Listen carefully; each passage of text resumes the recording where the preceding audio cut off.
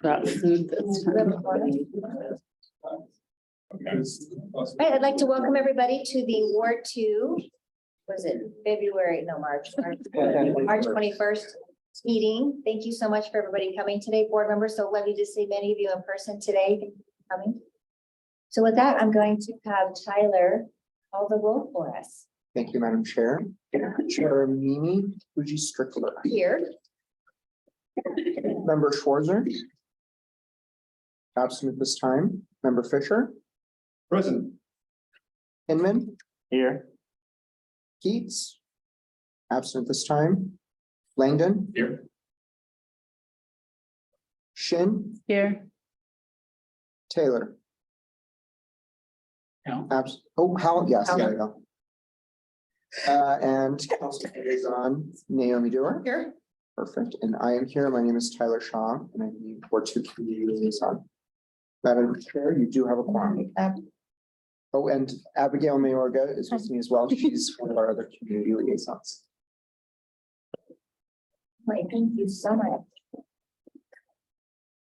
we have any public comment to start the meeting off this evening? Anybody have anything they'd like to speak about, or you're welcome to speak during the actual agenda items as well?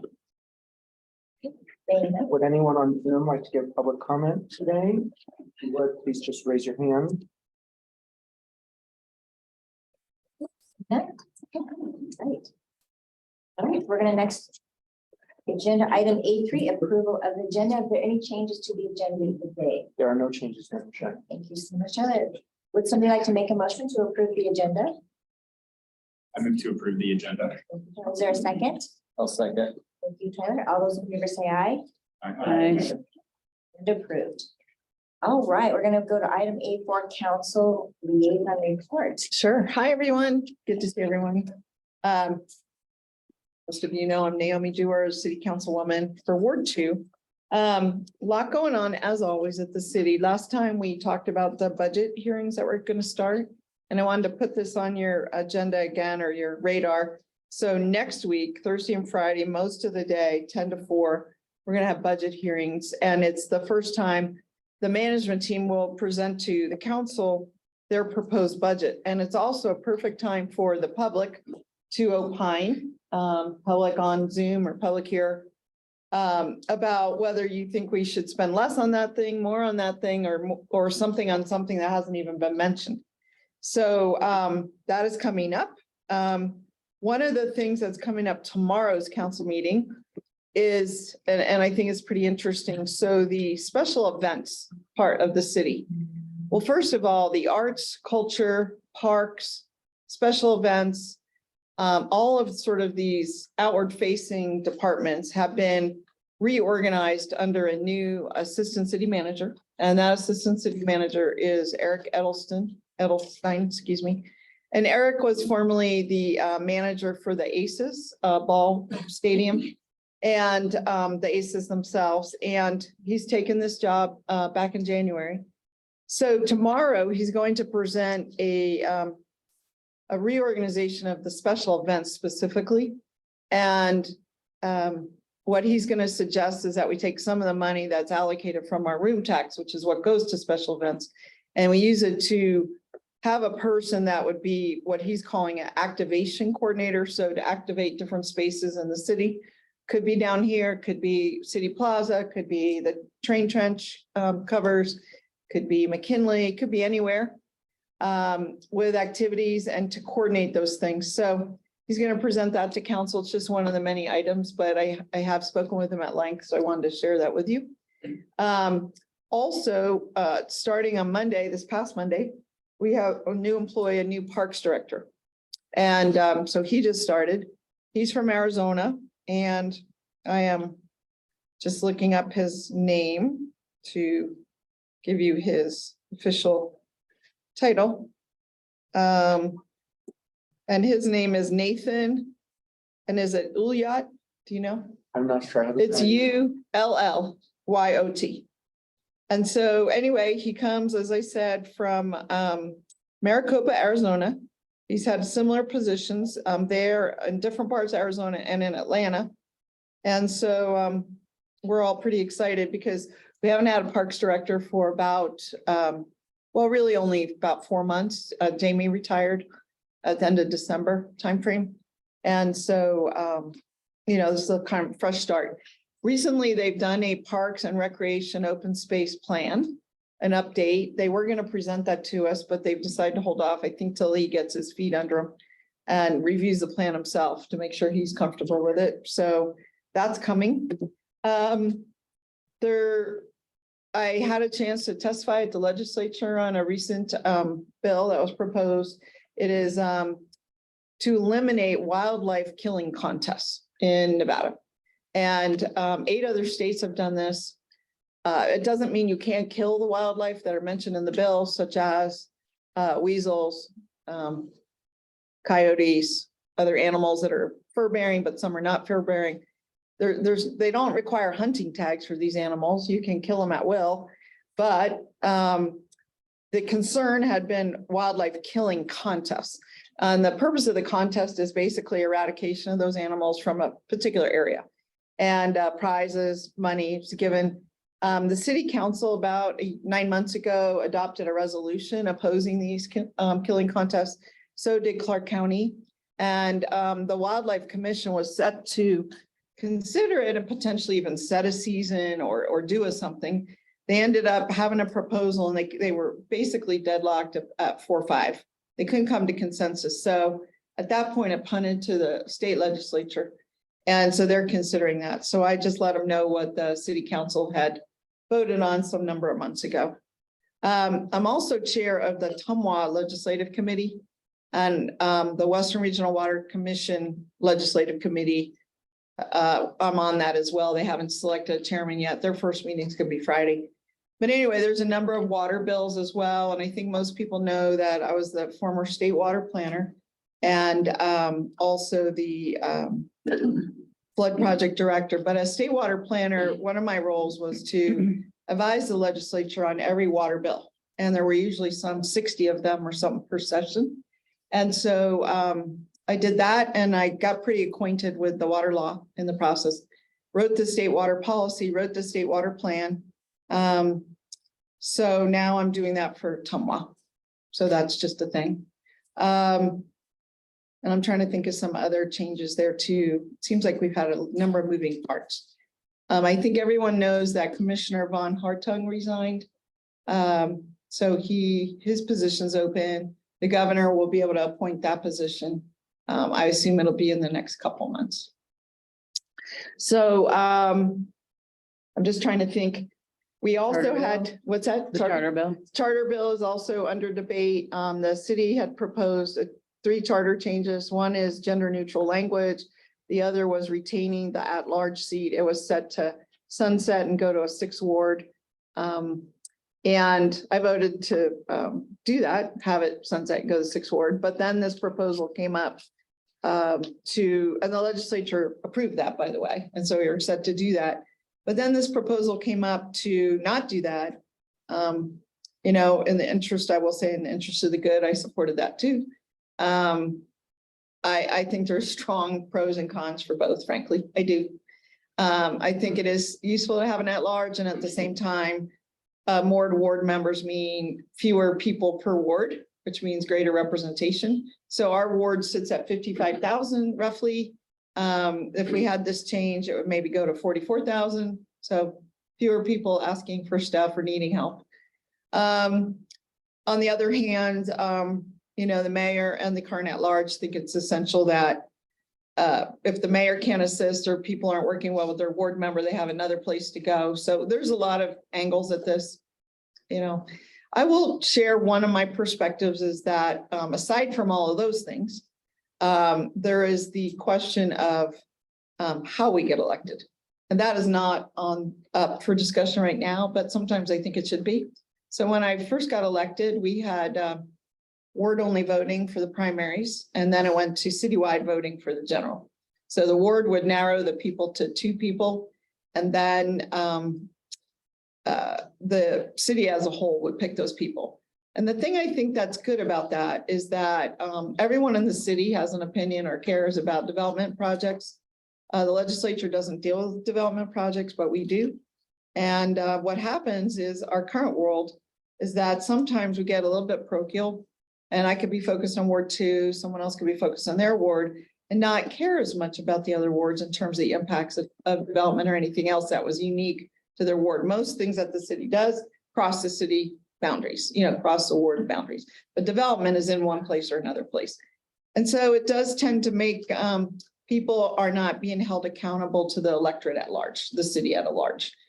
So perhaps they could be considered more independent. Maybe that's a good thing. But at the same time, it sort of divorces them from electoral consequences should they not sort of be swimming with the citizenry. So often, the citizenry has opinions. So it's there's no perfect anything, but we are where we are. So I want to share that. Thank you. Also in the charter bill is the third thing was that we would be allowed to do an SAD, a special assessment district for green infrastructure projects. And some would argue, and they do argue, that we already have that authority.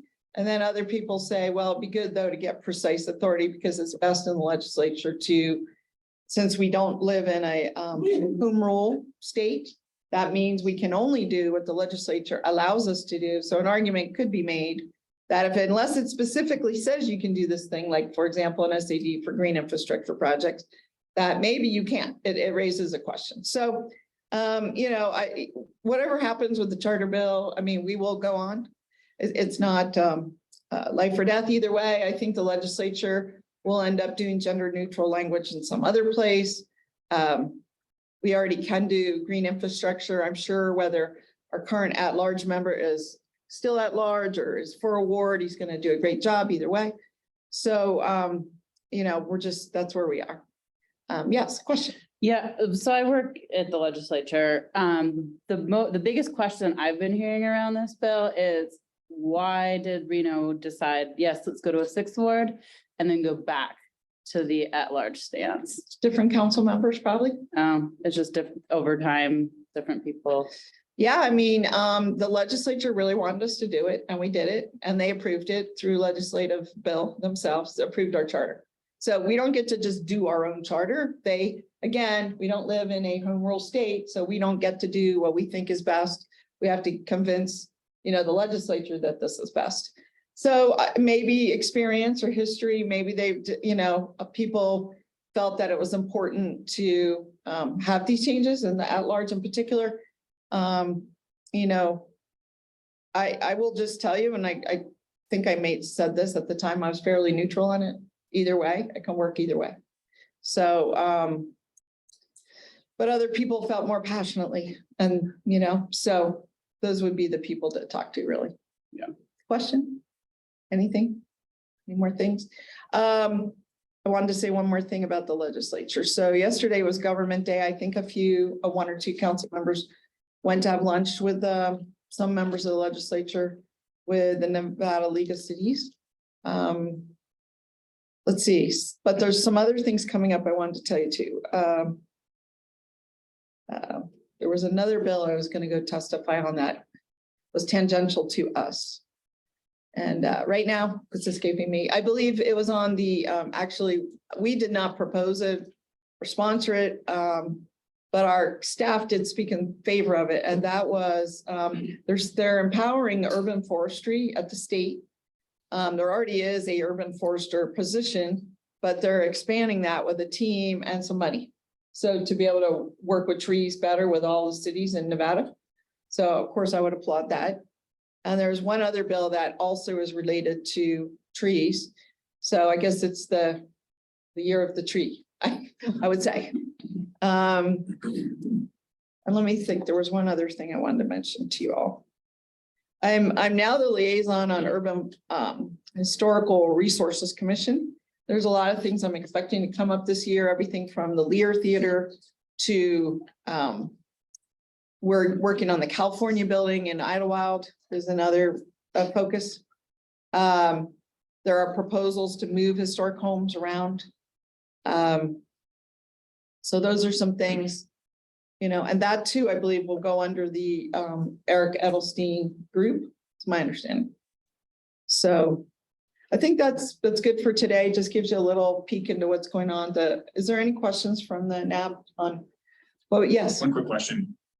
if Eric's proposal goes through to redirect funds from the special events to this Person. position, will those funds be replaced or will the special events in the city just lose those funds? Well, what he told me is that we have 350,000 allocated, but we've only been using about 250 of those per year, which was surprising. I don't serve in that committee, so I didn't know that. But maybe some events they authorize don't come to completion or fruition. And so they've had sitting on the table in that account about 150,000. I think it will reduce the amount for events by about maybe 20 or 30,000.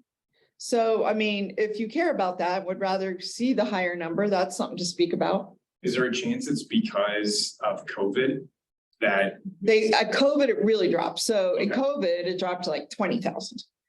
Okay, so we weren't even counting that year. So I was on the committee. For Oh, you were? And I feel like we allocated all of the resources You may have, but years ago. he 5 years showed ago. me the last 3 years of what was spent. Okay. 1 year was 220, 1 year was 260, I want to say.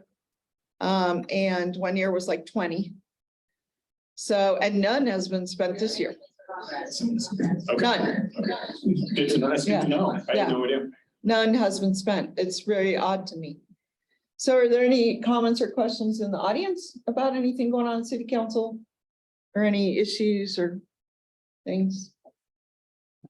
No? Okay. Yeah, but I've got a question. Oh, Okay, I'm sorry, I've forgotten the terminology, but there's been some debate and I haven't particularly paid a lot of attention with regards to proposed fee for redoing water movements, village, that sort of thing. And I know at some point we considered that and it was explained what was proposed by that. Do you have any idea? could you Where- say it again? Because I'm not familiar. with this. Stormwater beach. Oh, the stormwater fee. Yeah, I'm sorry. I'm sorry, When I you knew I said had the wrong First terminology. Village, I just wasn't sure what that was. So a new stormwater utility group was stood up at the city. Is headed up by Trina Magoon. For years, and I'm gonna go back 8 years. The city has been discussing it. It started probably with me and Jenny. Both of us, it actually started with me back at the flood project in 2008. 2008, the city of Sparks adopted a stormwater utility. And I didn't work for the city of Reno, but I came to the city of Reno and I asked them, were they planning to do the same? Because they have a much bigger footprint than Sparks and needed to do it because most cities in America had done it. Well, they didn't address it. So when I got on council in 2014, which is 6 years later, I brought it up again. Now I'm on city council and I'm saying, and I'm seeing all this flooding, and I don't mean river flooding. I mean storm flooding, from the ditches down into residents in Ward 2. We had almost 60 homes flooded over by Huffaker Park behind Rattlesnake Mountain. Okay, that's a drainage problem. We had South Meadows Parkway flooded, on and on, all this spot flooding. And nothing to do with the river or the flood project. So, and I'll remind you, in Sparks in 2008, the price they charged was $5.31. And that would have been a nice place to start. Now they're around $13 a home, a month. And so the city, bear in mind, I started on this in 2014, and we're now at 2023. And so the city finally said, yeah, we really got to do something about this. Well, Washoe County does too. I don't know if any of you saw the kind of flooding that we're seeing like on Geiger Grade over in Toll Road, in those neighborhoods which are in the county. But they're calling me like, I have nothing to do with the county. Like, we have this problem. I said, I get it. And so anyway, the city put out the highest rate that they thought they could charge, which was around $13 some, $13.50. They did an economic impact study. They did public workshops. They had for input. And especially from Damani Ranch, the response was either didn't say anything or didn't want it. And they felt at Damani Ranch that they were already paying for this service. However, I got with the Damani Ranch people and their lawyer and the person that actually designed the whole Damani Ranch drainage system. And while they're doing some things, they're not doing other things. So everybody that's asked me, I've told them they'll probably, the city would probably be very amenable to a credit for what they're already doing. So some portion of that $13, they wouldn't pay. And then there's been other people who said, well, we do drainage too, like Cyan.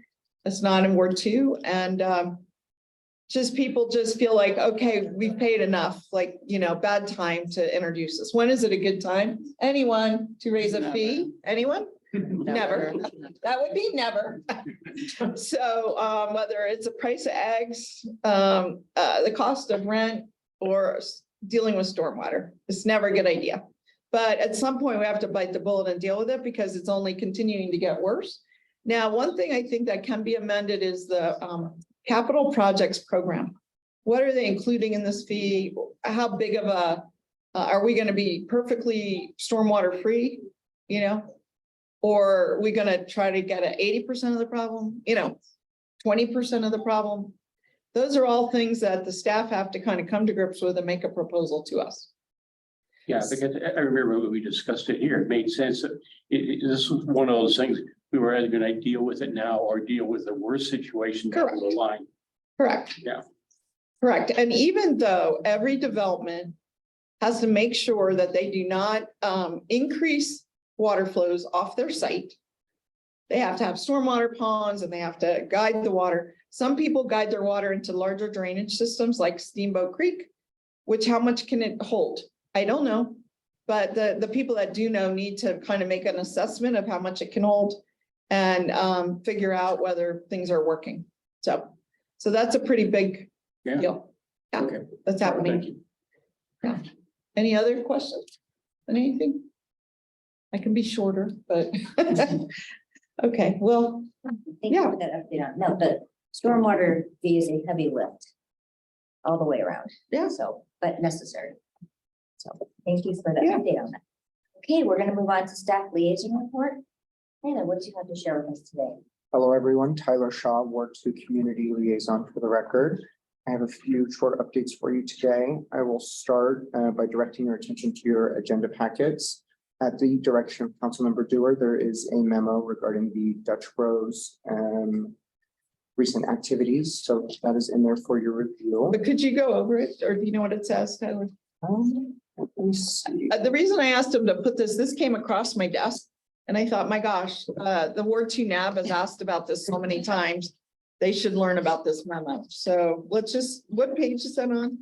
It's the one right It's after. the one right after the Right. Correct, everyone. We have Angela Foos here who's presenting on a different. You want to tell us but- about it? I Yes. do. Okay, Good evening. I'm Angela Foos. I'm the Assistant Director for Development Services. So in relation to the Dutch Brothers, this is the one across from the Convention Center. We've had quite a few complaints. Anyone that's driven by has seen the cars backing up both on that side street and onto Virginia Street. So at this point, we are taking it forward to the next step and going to a planning commission meeting to discuss revocation of their drive-through. So we're not proposing to get rid of Dutch Brothers. We're just proposing to take away their ability to have a drive-through. And they do have the ability to propose something to make some fixes. And if you've driven by in the last week or two, they now have flaggers out where they are moving traffic along at a very different speed. So they're doing what they're supposed to be doing. So that's a good sign. They have asked for a 2-week extension. So initially we were going to have them go to a planning commission meeting at the beginning of April. They are working with a consultant to try and come to a solution. So now we've pushed them to the second meeting in April. So I'm hoping that we can have a happy ending to this and not have to revoke their drive-through. We'll see where this goes. so it says in here, Angela, that that it sounds like there was one case and then there were 6 more cases, 7 cases altogether of code enforcement, and that they were charged, code enforcement has issued them $9,300 in citation, but they've paid about half. Correct. And I don't know why they've only paid half, but they've only paid half. And well, I will tell you, for one, no matter what the outcome of the case is, I am glad that the city is putting some meat behind its code enforcement, because otherwise nothing means anything. If we have conditions, and we never enforce the conditions, this whole thing is like a house of cards, you know? It's all just a whole bunch of talk and we hope and we dream and we expect, but we never really, there's never a holding account.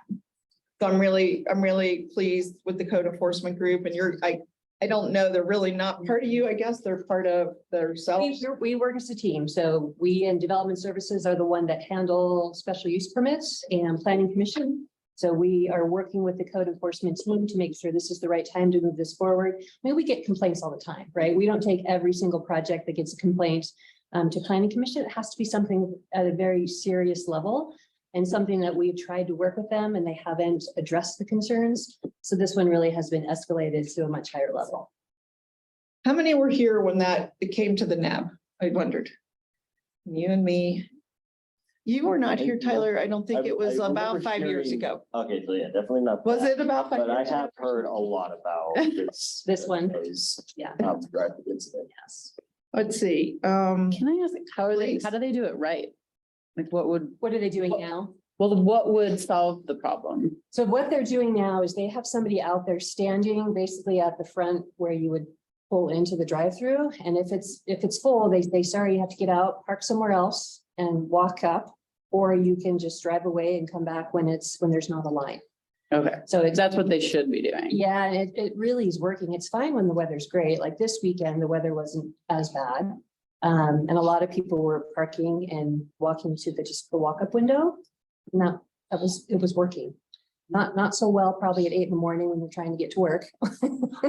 But you're in line just as long as you are, in your car outside waiting. Now, some places, you can't walk up to the window, like a McDonald's, they don't take walk-ups. But these people do. This Dutch Brother has a walk-up window and a drive-through window. They already had both. You do.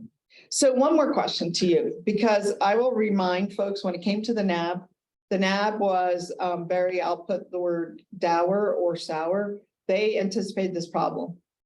At the meeting, nothing was permitted. They said, this is not going to work. This is do you remember? Oh, multiple You times. admitted it? So, well, no, the NAB said no, Oh. but it was permitted. It was. And so my question is, we could see, and I'm the global I don't vote on those things or have opinions, but the NAB could see it wasn't gonna work. How come planning commission or planning staff could not see this? Same thing. They provided a traffic study and at that time showed that they could make it work. They said internally with their operations, they could make it work. We also added a condition. We don't normally do this that says if it doesn't work, we reserve the right to revoke your special use permit for the drive-through. So that we don't ever put that in. We did on that one. Okay, so maybe that was an acknowledgement of the NAB's concerns. It is. And drive-throughs are tough because you're gonna have a Taco Bell and they're not a problem. A Burger King, not a problem. Starbucks may be a problem, but Dutch Brothers, always a problem. Well, isn't it a queuing thing? How much distance, just like the, is it In-N-Out Burger on South Virginia? Yeah. They always have a huge line. Yes. Is it just that they're more popular? I think, there's really 3 drive-throughs in this town that are problematic. It's Okay. Chick-fil-A's, Dutch Brothers and In-N-Out Burgers. The Chick-fil-A's are extremely good with their operations, right? Typically they have a double drive-through system and they don't talk to people. They keep them moving. Dutch Brothers talks to people. They do. And it takes forever to make coffee, apparently. So Longer than a hamburger. I think it's a function of, can you provide more staff to make it faster, which Chick-fil-A does. They have a ton of people working in their facility. So there are things that all of these drive-throughs Okay. do to make it better. Like a dual line, even if it's a dual taking of the order line and then one line to pay, like they do at McDonald's. Yep. Or if it's more staff just processing inside the coffee, or you said another one would be Talk less. talk less, Yeah. do faster work. Yeah. And Dutch Brothers is known for being chatty. I mean, that's part of their business model, which is fine if you have the ability to make, keep it moving. But in this case, the site was not designed for their particular business model that they like to do. So again, they have options. They can change their business model, which is what they're doing right now. I think they're on good behavior because they know everybody's watching, but we've been watching them for months. So we have videos, almost every day of the problem. And so this isn't a one-off. Interesting. This is an ongoing problem. By the way, this is one of those Low problem, big problem things. We were discussing the casino last time. And I was asking, how are they gonna bring traffic in?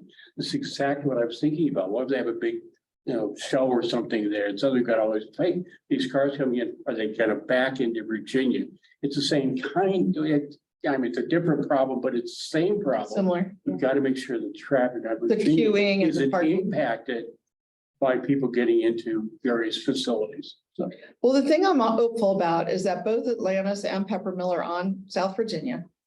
And they both neither seems to have a queuing problem at the casino. But they both have tremendous amount of parking. So Atlantis has all this parking behind, they have all the parking across the street. Peppermill has a whole parking garage. I'm hopeful that the casino understands what they need to do to not have a Dutch Brothers kind of problem. Okay, Okay, thank you so much. amazing. Thank you for putting that in the packet. Councilwoman Dorr, we appreciate that because we know this has been like that constant thorn that never goes away.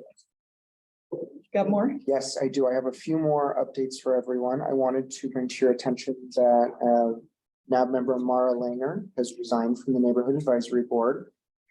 She will be removed from the next agenda. We want to thank her for her wonderful service to the NAB. And as well, the alternate member Tracy Timmons, who I know has come quite a few times, has also resigned. So we want to thank her as well for her excellent work on this. Tracy actually moved Yes, to another state. yes. I think New Mexico, maybe. Something like that, or Yeah. Texas maybe. Maybe. And then Mara, I think all of her work got much bigger than when she started. So my message to everyone is if you've got a good recommendation for a NAB member, please have them apply. Okay, so we need several, I think we need 3 now, 2 vacancies, and we could also or not fill the alternates. So, Then my last update, next month's Neighborhood Advisory Board meeting is going to be on Monday, April 17th. This is a different day from our normal NAB. It was originally scheduled for Tuesday, the 18th. So I wanted to flag that for everyone. It's going to be on Monday, same time, same location. I've updated the calendar invite that all of you are on, and I'm going to send out a separate email as well, but just wanted to let everyone here know and let the public know. And we'll also be sending out a constant contact to the public to let them know about the unusual date of the meeting. so, I do have a few more updates. Yes, go. Sorry. So this Saturday is the Women's March, if you're interested. Myself and Councilmember Ebert and I think Vice Mayor Reese will be having a very brief words participating. Apparently, we're one of the few in America that have continued to have a Women's March. So that's unique and interesting. I also wanted to mention that couple events coming up. I think everyone knows I'm chair of the Washoe County Animal Advisory Board, and the Humane Society, which is co-located, is having their annual fundraiser for Heels and Hounds. So if you're interested, it's I think this year it's at Peppermill, but I'm not sure. Yeah, Peppermill. And then, but here's some others that are very relevant to us. We are gonna sponsor one of our e-waste and hazardous waste cleanups on April 15th, so about a month from now.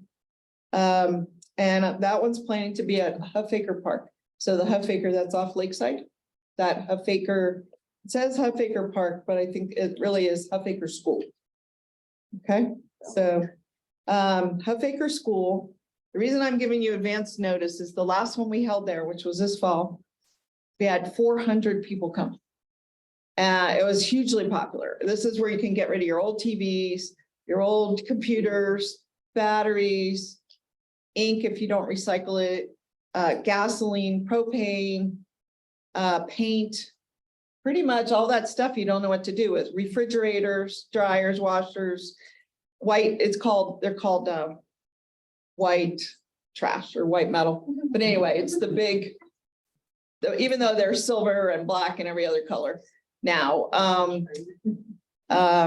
So I wanted to encourage you to attend or to participate in any way. And then just 1 month later, we're having, 2 weeks later, we're having a tree planting.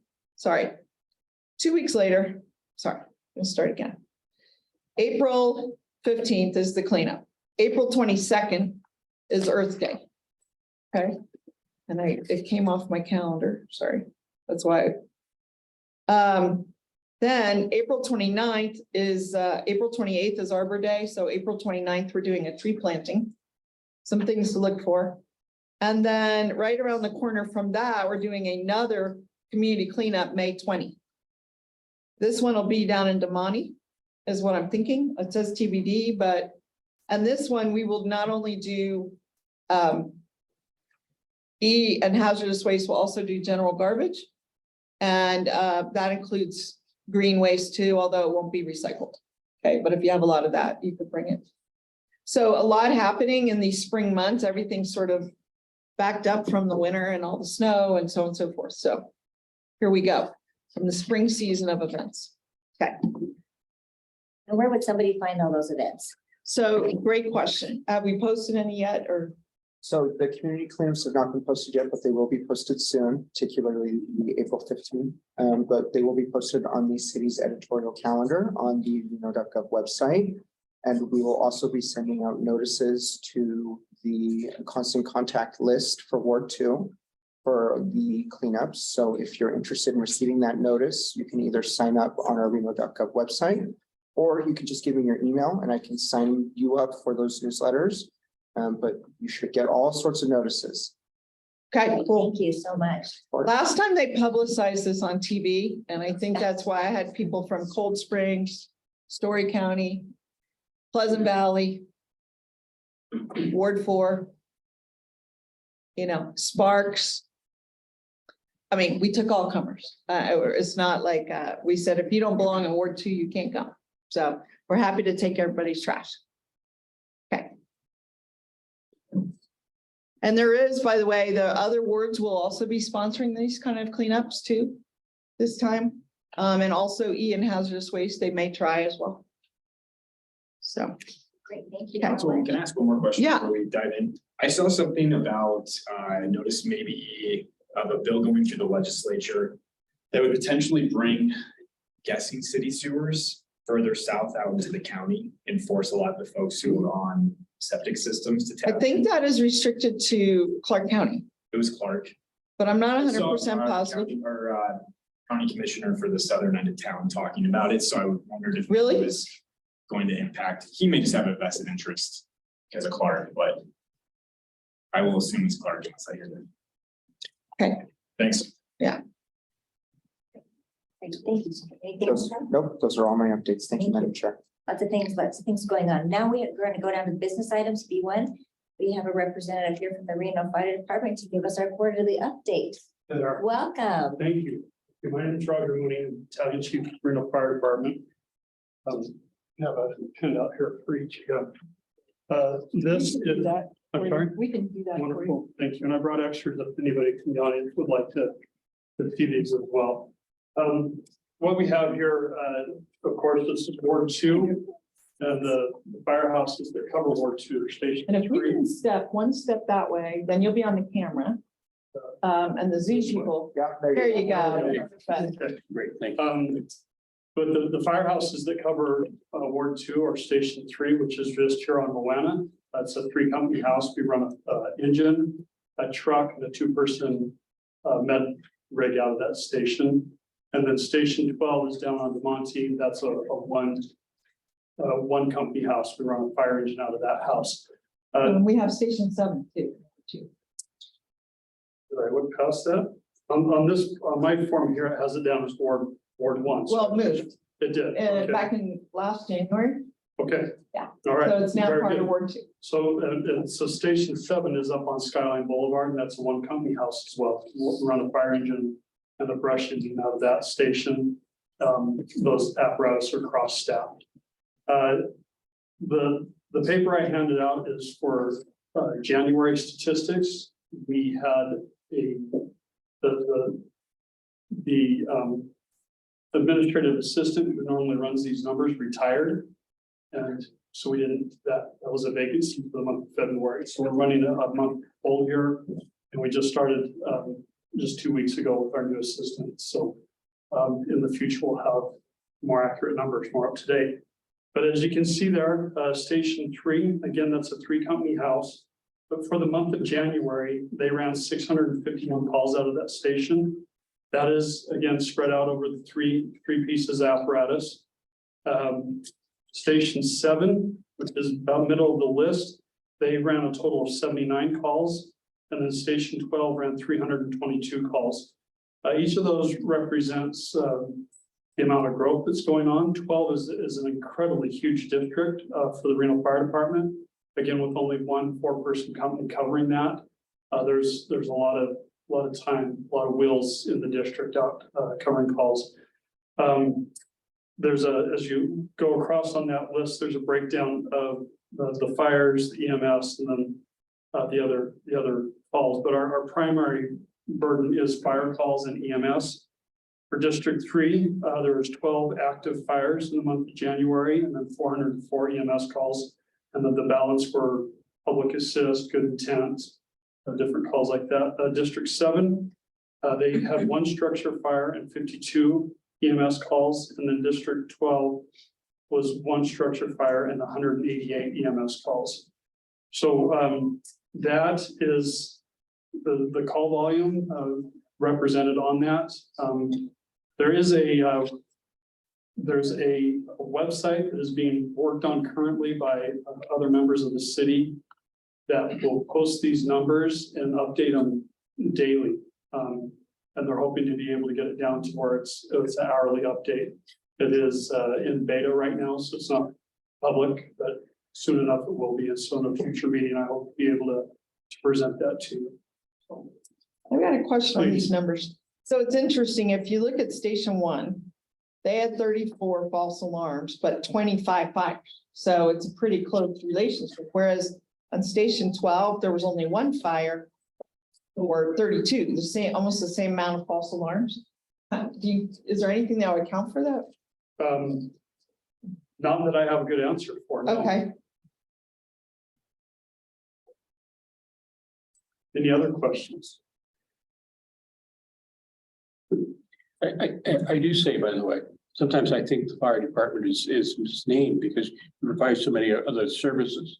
And I think this illustrates the other services that that you provide. You know, a lot of departments in the country, I'm what we affectionately call in the fire service a legacy kid. My dad was a firefighter, started in '72, retired in 2001. I started in '98. I'm approaching my 25 years here in just a few months. But when he started, he was truly a fireman. That's all they did. And it wasn't uncommon. He would come home from a shift and my brothers and I would, Dad, what was the calls this night? And he would tell us there was multiple fires in a 24-hour period. If many of you or any of you remember the MGM fire down in Las Vegas back in the 80s, that incident changed fire codes to where buildings are now sprinklered. And that cuts down a lot of the structure fires that we actually fight. It's a great thing for the public in general safety, but it has had to create the fire service to shift our balance in how we serve the public. And so we're more of an all risk entity now, and we'll respond to anything. It's some of the calls that come through when they come to dispatch 911, if they don't know, it goes to fire. So, and we're okay with that. That's just the nature of the job. And we show up and do the best we can to help mitigate the emergency. Boy, anyway, thank you for what you do. Thank you. I appreciate that. We love what we do. So, any questions from the audience? One thing I do want to let you know is been a long time coming, but just last week, we officially began what is called our single role medics. It's a 2-person ambulance crew running out of Station 3 just down the street here. They are members of the Reno Fire Department. However, they are only slated to work as paramedics off that rig. So they don't cross over. Prior to that, we were standing up the ambulance with members of the fire engine when we were able to manage that with staffing. So some days it would be an active rig, some days it wouldn't. But now we have 6 dedicated single role medics. There'll be 2 on that every day. They will work a 48, so 2 days on and then a 96, 4 days off cycle. But every day you will have a 2-person company running that. And that will be an addendum to the call volume that REMSA is not able to handle.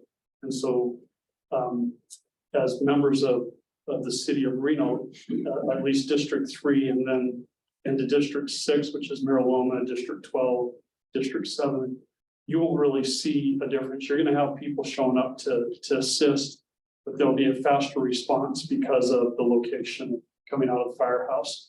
The plans and the hopes are this, well, this is a new program for the city of Reno. It's been done in other cities, but for us, it's new. And we're assuming that this will be a positive experience and that we'll be able to stand up more of those to supplement areas that REMSA is unable to manage right now. Again, just strictly because of the growth of the area, the call volume, and the demands that are on the system. Now, I have heard that Station 1 is apparently was ranked the 5th busiest in the whole country. Do That's correct. you want to tell us more about that? You basically said it. Oh. They, in terms of call volume, fire spot, Station 1, going up against many of the other big cities of our great country, New York, Denver, LA, rank in those top numbers, and we run the real wheels off of those rigs downtown, state engine 1, truck 1, squad 1. So there's 3 rigs that run out of that station, and we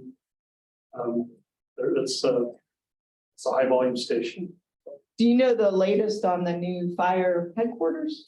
What I can tell you that, so the current location of the Reno Police Department, once they vacate that and move over to the old RGJ building, fire department will take ownership, or I think that's the proper term, of that property.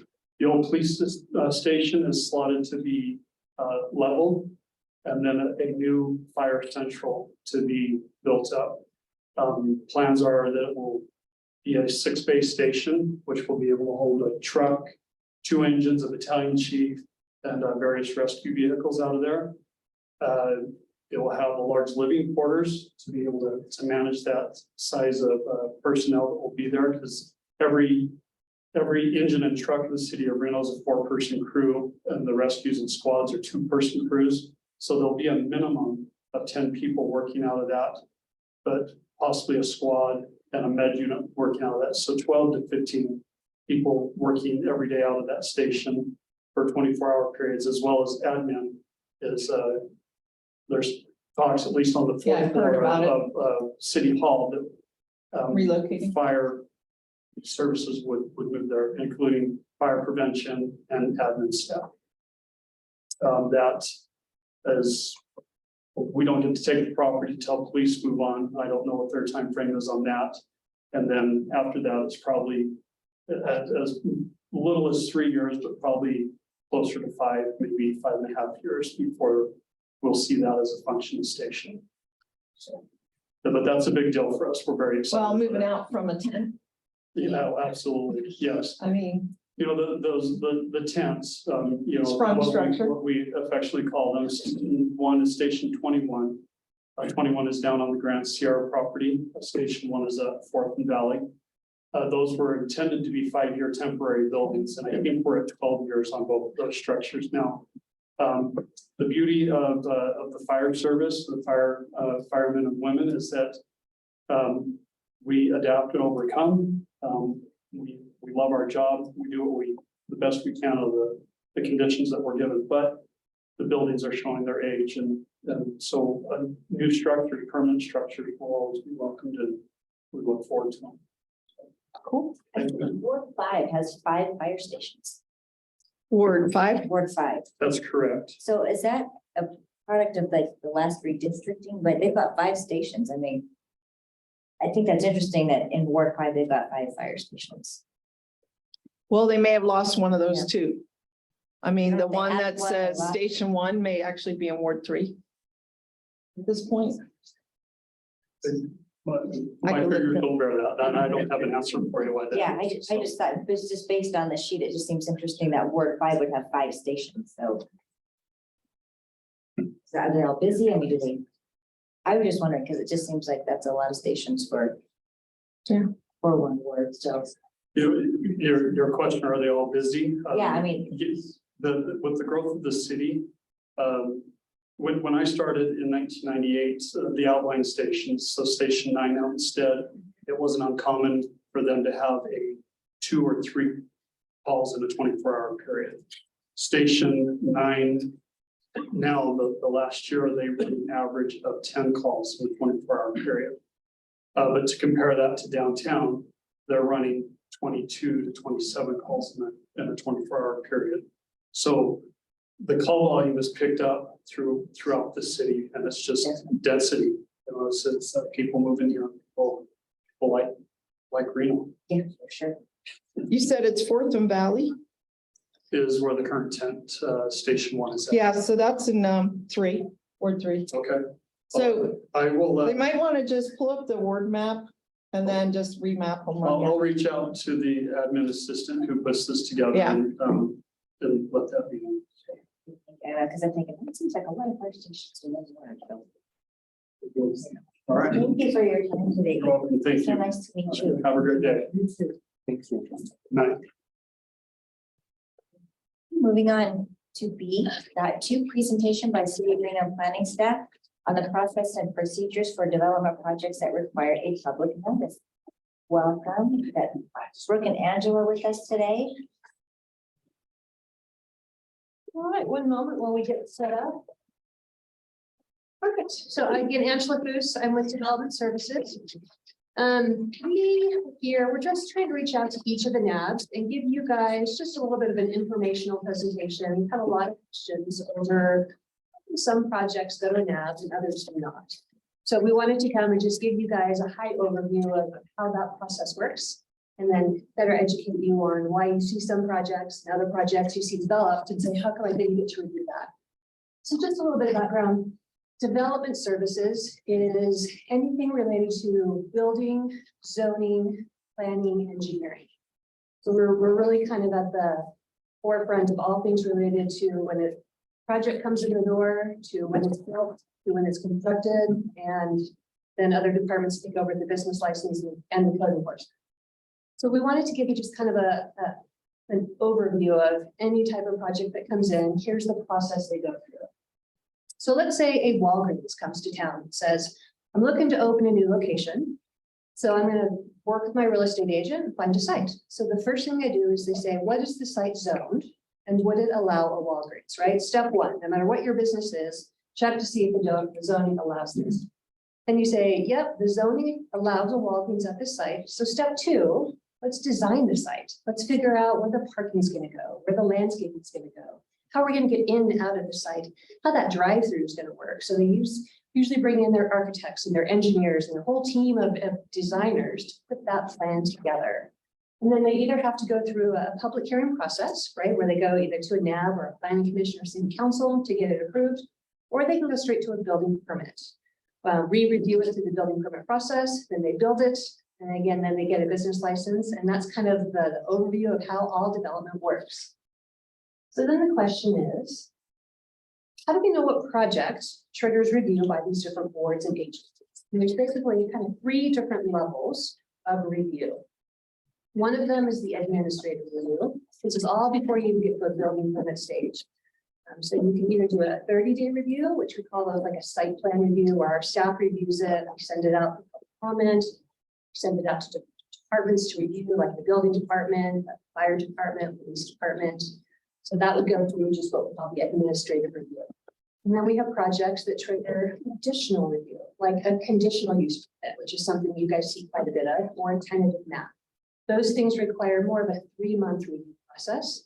Or again, we take it through all the different departments in the public review process. We go to the NAB for those, and then we go to a planning commission. And then there's a 3rd level of review, which it was required to go to a city council. So things that would normally go to a city council would be like a zone change or a master plan amendment. And again, those come before you as well. An annexation also goes to a city council. And then a development agreement. We don't get to any of those, but those are the things that would typically go before a city council. So we have in our zoning code this giant book, right? It's about 650 pages of all the different regulations, just solely related to so you want to talk about a building, that's another 5,000 pages of regulations. You want to talk about fire codes, that's another 5,000 pages of regulations. So from a zoning perspective, we live by that document, 650 pages of here's where you can do these things. Here's how you do those developments. So here's an example of what a table of uses looks like. We have about 20 pages within our zoning document that looks like this. At the top is all of our different zoning districts. And on the side is all the different types of uses, whether it's a hotel or a residential, like a single family unit, a multifamily, an industrial building. And then within this table, we say, let's take the use, and then we go across here. And we say, is it P? That means it's permitted. You do it by right, straight to a building permit, nobody has to review it. There's a C, conditional use permit. That requires a planning commission review. And so on and so forth. So this really kind of dictates what uses are allowed and what the review process is.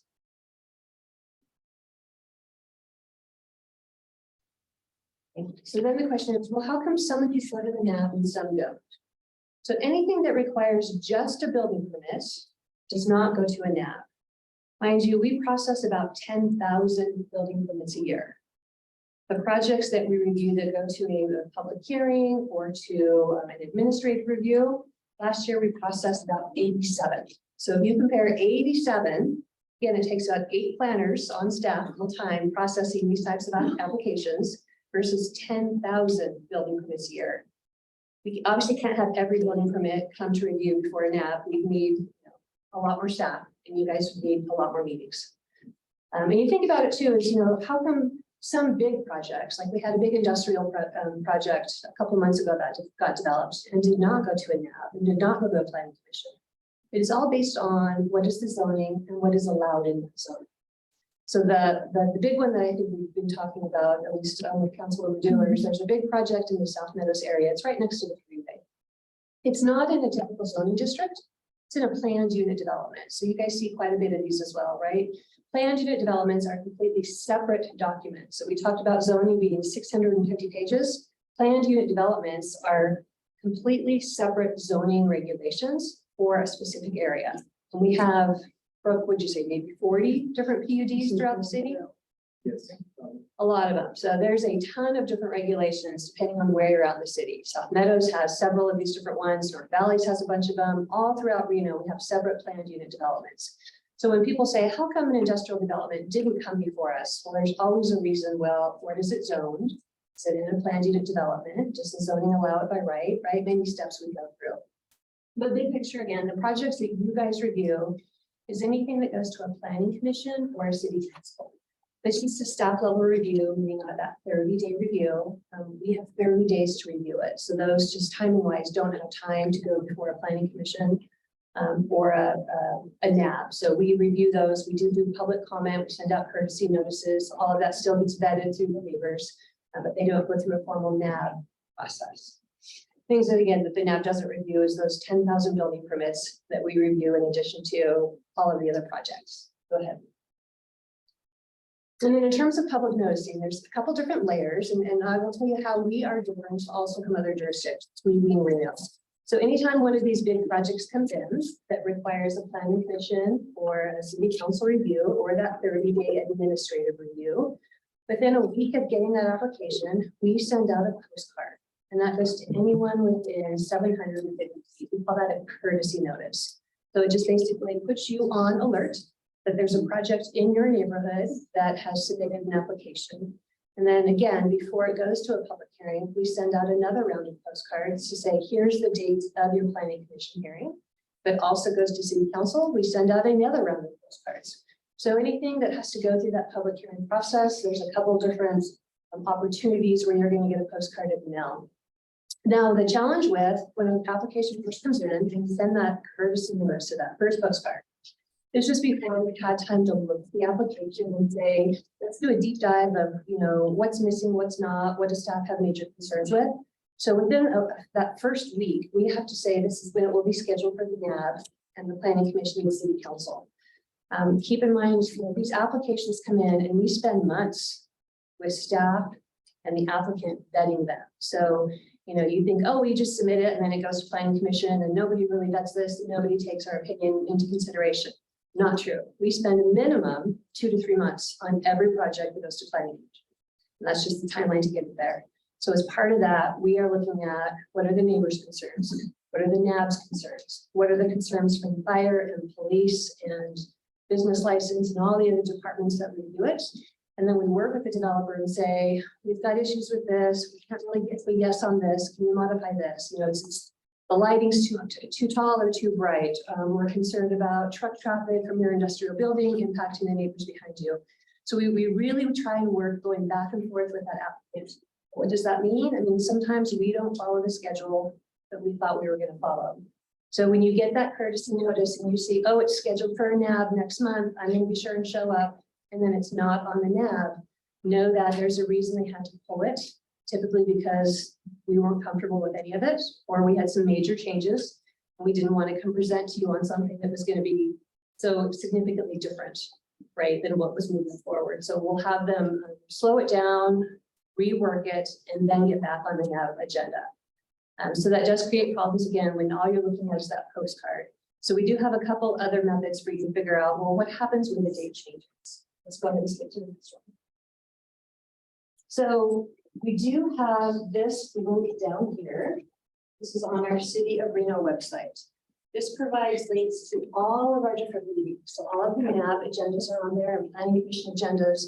So if ever you're in doubt and maybe you didn't receive the NAB agenda, or maybe it's in a different ward, but you're still interested, you can go to that link and you can just Google anywhere, City of Reno meeting schedule, right? And it'll pull up all that information. So you have instant access to check an agenda before you show up and find out that your item has been bumped or is not on the agenda. And then we get a lot of questions about, well, there's lots of things happening in Reno. How do I stay involved, right? NAB is one great tool. But if the ward boundaries have changed, and you live just on the other side of a NAB, but now you don't live on that, we have a long list of all of these different committees and groups and just informational areas that you can sign up for, and you will receive an agenda or just updates. Have you guys seen our development services memo? So basically every 2 weeks, we send out this really cool email blast that says, here's all the projects that came in this week. Again, for public hearing type projects, not for building permits. There's maps, there's a little description, and if you want to click on the actual application, you click on link. So super, super informative. Highly recommend you guys get on that. Again, this is a long link, but just Google City of Reno newsletter, and it will provide you a connection to get on there. So this is probably the best way I could say for folks to stay involved in what's happening in the City of Reno. You'll get more emails than you care to receive. You have the ability to just pick and choose which ones are important to you. So with that, that kind of gives you again high level. This is why you receive some projects and why you don't receive all the projects. We're constantly trying to do better and be better. If you go to Sparks, they don't have NABs. They don't send out courtesy notices. If you go to Washington County, they used to have a process where you go to the CABs for development review. They have now a different process in place for that. So, all the jurisdictions are trying to just stay more up to date with keeping people involved. Social media has been, I think, a great thing for folks that are trying to see what's happening. Nextdoor.com is useful, except if you read all the comments, sometimes it's not useful. So, but there's often links so you can do research yourself, right? If it's just a bunch of negative comments, you're like, well, I don't even know what the project is. I just know I'm not supposed to like it. Find out what the project is, ask questions, email the staff planner. They can give you information. A lot of times there's a lot of misinformation out there. Or again, if we've been working on something for 3 months and it hasn't gone to the NAB, it's probably because we're still working on it and trying to make it better. So know that we're not trying to slide one past the public or cheat the system. We're just trying to give you accurate information and not feed you a project that we know is not ripe and ready for development yet. We're trying to bring it to a time where we can say, this has been vetted, here's some of the things that we've addressed. So sometimes it just takes longer than anticipated. Questions on any of that? Yeah. Just one, you said building permits aren't reviewed by you, demolition permits? So let me rephrase that. So they don't go through a public hearing process. Building permits go, demo permits as well go through just a staff review. They don't go through a public hearing process. If it's a historic building, it has to go to the Historic Resource Commission. But anyone can demo a permit or demo a building anytime they want. There's no limitation on who can or can't. You own the building and you want to demolish it, you have the right to do that. I will note, and this is probably a little controversial area, but you can appeal building permits and demo permits. You know, if you don't like the answer. Our lawyers have gone back and forth on different opinions, but Given that- everything the city does is appealable. That's good. That notification would be key there. How would you know? And you wouldn't, I mean, I I'm think, not gonna get a postcard that says, No. by the way, this guy wants to demo a building no, that's No. sitting right on my property once. So, if it's their property, they can demo it and there's no public review process. Everything is, we have this software called Casella, and that is open to the public.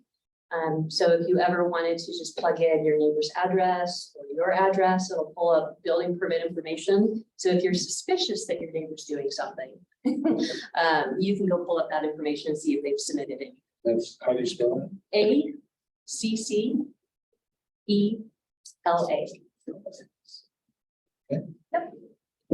Yeah, I have a question. So we get to see all the projects that are noticed and we get the postcards. The ones that we're having a lot of issue with, and it sounds like Councilwoman Dewar, of course, has been talking with the planning department about this, is there's been two that I can think right off the top of my head that have popped up. One was a huge apartment complex on the corner of Longway in South Virginia. Yep. And the other one was the big, huge building that they're building across on Gateway by our old flood management authority office, and it just appeared out of nowhere. And so for us, I think those might have been under an administrative review type of, or they're just maybe just a straight building permit, but for something that size, especially that apartment complex on the corner of Longley and South Virginia, it's so close to the road and they're so tall, and and this was, they kind of popped up during COVID too, but the other industrial building just popped up out of nowhere, very close to the freeway, no setbacks. And so that's what we're taking issue with as a NAB, is these buildings that just keep popping up out of nowhere and we know nothing about them. And then the next thing you know, they're putting the walls up or they're putting the structures up and there's not a damn thing we can do about it and nobody knew anything about it. But we're having issues with setbacks. And so even as NAB members or community members, even if you did see the building permit, I guess it doesn't matter that we take issue that it's so close to the road that we don't like, can they set it back? What's the landscape plan look like, especially for like the apartment complex? And we have no say. And so for us, it's very frustrating because some of these, these are huge projects. Yeah. And I think, on the multifamily, there's been a lot of back and forth over the last 20 years on multifamily, right? There was this kind of big push through the city of Reno 20 or so years ago that we need to focus on infill rather than continuing to sprawl. That's when we were, South Meadows was considered sprawl, North Valleys was sprawling. So everything from North Spanish Springs was sprawling. So the city at that time, Sparks and Reno both did this big push for infill. We said, we want to see development and encourage development in downtowns and along our major corridors, like the areas where we already have sewer lines and streets and schools and fire stations. So Virginia in particular was one of those main corridors where we said, this is where we want to see development, right? So what does that mean? Rather than going through a public hearing process, you could fast track your project and go straight to a building permit. So there was no courtesy notices or anything. The other part of that was, again, planning theory changes over the years, right? 50 years ago, the idea was sprawl and we all want to live in a white picket fence and a two-story house. Now we're saying, whoa, sprawl is bad, infill, let's go back in. And now we're kind of like, well, let's find that happy balance, right? Maybe we don't need 300 apartments next door to us, but maybe it's okay to have you know, a little bit of infill in certain areas if it's done correctly. So we're trying to find that balance, but I know those big developments, especially apartments, the last probably 5 to 7 years have popped up everywhere. Oh, there. And most of them are 3 to 4 stories, and most of them are really close to the property line. And you know, what we're trying to do is again, try to find a better balance. To say maybe we don't need hundreds of apartments everywhere. We do need apartments, don't get me wrong, but let's see if we can design them better. Put in, you know, the wider sidewalks and the bigger landscape strips and some of those amenities that just make for a better overall project. Well, if we talk about, you know, traffic from the Dutch Bros or traffic Yeah. around the casino, in and out. Well, now that we've got these massive apartment complexes down off of Veterans, down off of South Meadows, over there, Longway, Virginia Street, now we're adding all, I mean, we don't even know. I don't even know if they have to do traffic study, because now you're just adding all these trips. And if these intersections can't handle the volume.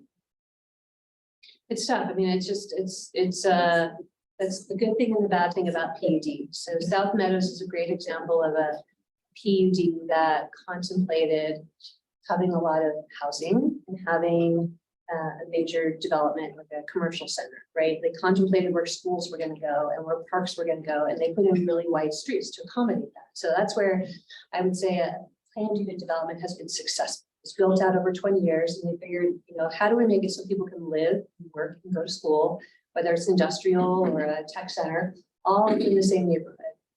Where we have other areas where it wasn't a big planned unit development, and so we have the industrial right next to houses, right next to more industrial, right next to, you know, so it's tough to say we want to plan a city, but we also want to be cognizant that we can't pick each parcel and dictate what goes on that parcel. And if we could, it would be utopia. No, but I think you said, Angela, that the rules were broadened so that they have more discretion. They didn't have to do water sidewalks. They could go edge to edge. Yeah. And now we're saying, but how do you fit in multimodal? How do you fit walking, bikes, cars, everything in there, and have like the old 4-foot sidewalks? Yeah. And we widened them to 5, but it's still not, you know, in Midtown, we put 20. Yeah. So there's got to be a happier medium, you know, maybe they should be 6. And maybe there should be a landscape buffer, especially like we have to balance sustainability issues. The urban heat island, these huge apartment complexes with green space too. Like those people need to have their dogs go to the bathroom too. They need to walk to, you know, Yeah. to your point about balance. Yeah, we recently started working with the consultants, and we said, we're not doing it to the best of our ability. Give us some better ideas, right? Whether it's infill or sprawl, whether it's existing sidewalks that are 3 feet and have big, you know, power poles in the middle of it. How do we fix this? So that's been a real eye opener, is to see what some other cities do. If you've been to, you know, Boise or Nashville or Spokane or Salem, and just really any, you know, city that has more of an urban kind of downtown core, what are they doing and how are they making it better? So we do have some exciting stuff that we have planned, That's and we're neat. working with our public works department. So I think, you know, here in this next year, we'll start kind of showcasing that, and this is exactly what you're talking about, right? 4 feet's not enough. Right, 6 feet with a big parkway strip might be better, might be better. safer. Yeah. Yep. Great. Yes. At some point, you're beyond fixing it. You've got too many houses, too many apartments that are too high. There's not enough, it's gonna take us a half an hour to get 2 miles to the freeway once they finish building those stupid apartments on Monty Ranch and Steamboat. And I moved here from California, I know, sorry, but I thought I lived there forever. One day it's like, get me the heck out of here from Dublin, because they kept building and building up the hills, up the mountains, up the, as far as you can see, it would take me 20 minutes to go from my house to BART for 2 miles, just people everywhere. And that's what we're turning into. And that's sad, it's just sad. And you're saying there's nothing you can do. There is, stop, slow it down. I don't know. There's thousands of people are gonna be moving into South, going down Steamboat, and what's the other one? Rio Wrangler. Rio Wrangler, you've got Geiger Grade, Toll Road, all of that is becoming an overdeveloped area and there's no infrastructure You're to right, so support streets it. aren't gonna support it. They're trying to widen now on a little piece by the fire station and that new gas station and just all of the apartments. It's just crazy. And you know, I don't mind 2 stories of things, but once you go 3 and that 4th story on Demonte Branch just really ticked me off. Well, it ticked off a lot of people that live, it's the dividing line between Double Diamond and Demonte Ranch. Mhm. And in Double Diamond, the people that built on Granite Chief, which is the street that those apartments back up to, they paid 20 grand extra for premium view lots, which are now blocked by Demonte Ranch's Did too. 4-story apartments. And then why they put, I mean, this is a building issue. We didn't review it. We didn't know again until it was going up. Why they didn't put the lower elevation apartments, which they have, along the existing homes, which is what I would have recommended. Yeah, those look silly to have these big apartments and those dumb little 2-story things. on They the sh- side. I mean, if they were gonna do that, they needed to put the 2-story by the 1-story houses. Yeah. That the, exactly. you know, I mean, there's a lot that can be done, and those are conversations I'm having with Angela in our building department, which is, what do we need to do? For example, these ones that have just been built upon the freeway with no articulation, they're just concrete blocks. It's like, we're gonna be driving down I-580 in a concrete tunnel pretty soon if it continues. Right. And so I said, you know, I've never recommended a moratorium on anything, but I might on those, even if they do have a PUD. And the other thing is, should PUDs expire? You know, they are good for life. Maybe they should expire in 20 years and have to meet new standards of Yeah. car charging stations, heat island effect, trees, whatever's today's standard. Not every 10 years, but perhaps every 20. I was gonna ask, did they ever say no to something? In building, or No. we Wait till do? Daybreak gets here, like, oh, Well, they are here. They got I know. yes. I know. We tried to fight it, but Um, nobody listens. Till it's too late. Sorry. Quality of life. It is, and I mean, we can try and do better, right? I mean, we are where we are today. How do we make it better for tomorrow? So those are all things that we, you know, lose sleep over too. We live here, we work here, we deal with it every day, but I feel your pain. I've had developers complain to me about the I-580 industrial, going, how in the world did that get permitted? Well, it was permitted so 25 years ago as part of the Double Diamond PUD. Okay, with no bringing it forward to today's world, so. Yep. Other comments, questions? Okay, and if you have other things that just in general, you're like, how does this work? We are gonna try and do probably twice a year, come out and do kind of a roadshow to the NABs. So if there's other topics you're interested in, and maybe next time around, we can talk about some of the changes we're making with our zoning code to really address some of these issues. I think that will be probably exciting for this group to hear. We're happy to come back and share what good news we have. Angela, by the way, you said the county's doing away with the cabs, it sounded like, or cabs for development. Cabs no longer review development. Yeah.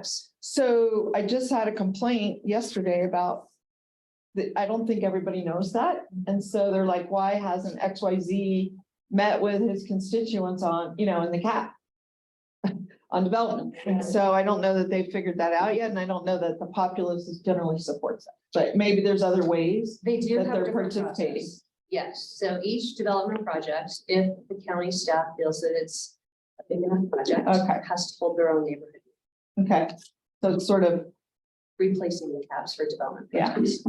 Yep, and some of those I think have been effective because you really, you get the interested audience. you invite the people that are impacted the most. And I've heard mixed messages from both staff and from the development side, so I'm not sure that there's one good answer, but I think they're just trying a different method. Gotcha. Okay, thank you, everyone. Thank you. It's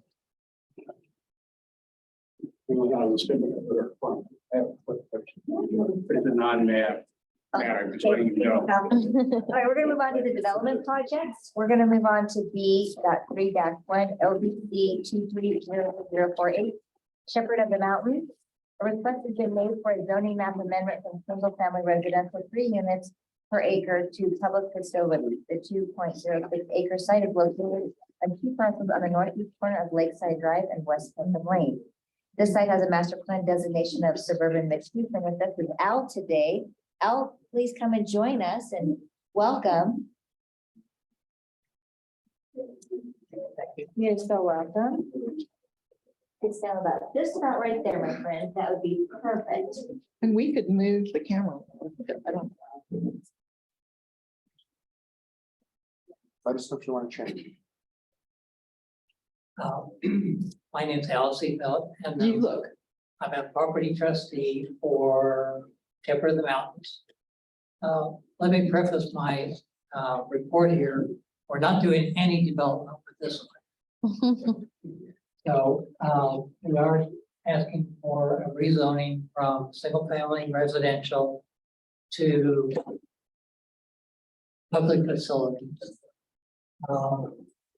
What facilitated this request, back in November of last year, we had a request from a driver education class to use a building for a week and at the end of December for their classroom. Once they found out we were zoned for single family residential, they said they could not do their job in our facility. So with that, went to the planning commission. We looked, let's go to the next one. We looked at the master plan for land use. And it said the area, you're probably familiar with it, from Moana down Lakeside and down Peckham to Virginia is zoned for SMU. suburban mixed use, and with the exception of the park area. So our initial application went in with that request. And we quickly learned that SMU in that area, this area, was not a viable option. So planning gave us a couple of alternatives. One was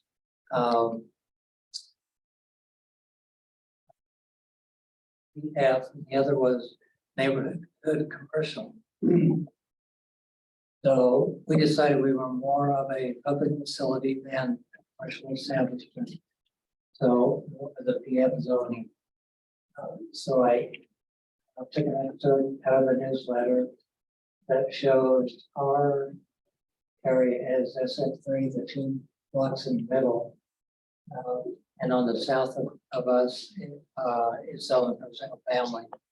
And on the west of us, it's also zoned for single family, St. Luke's Lutheran Church. To the north of us is multifamily that's there. And on the east is professional offices. So we think we're pretty compliant with the neighborhood and going with, so that's why.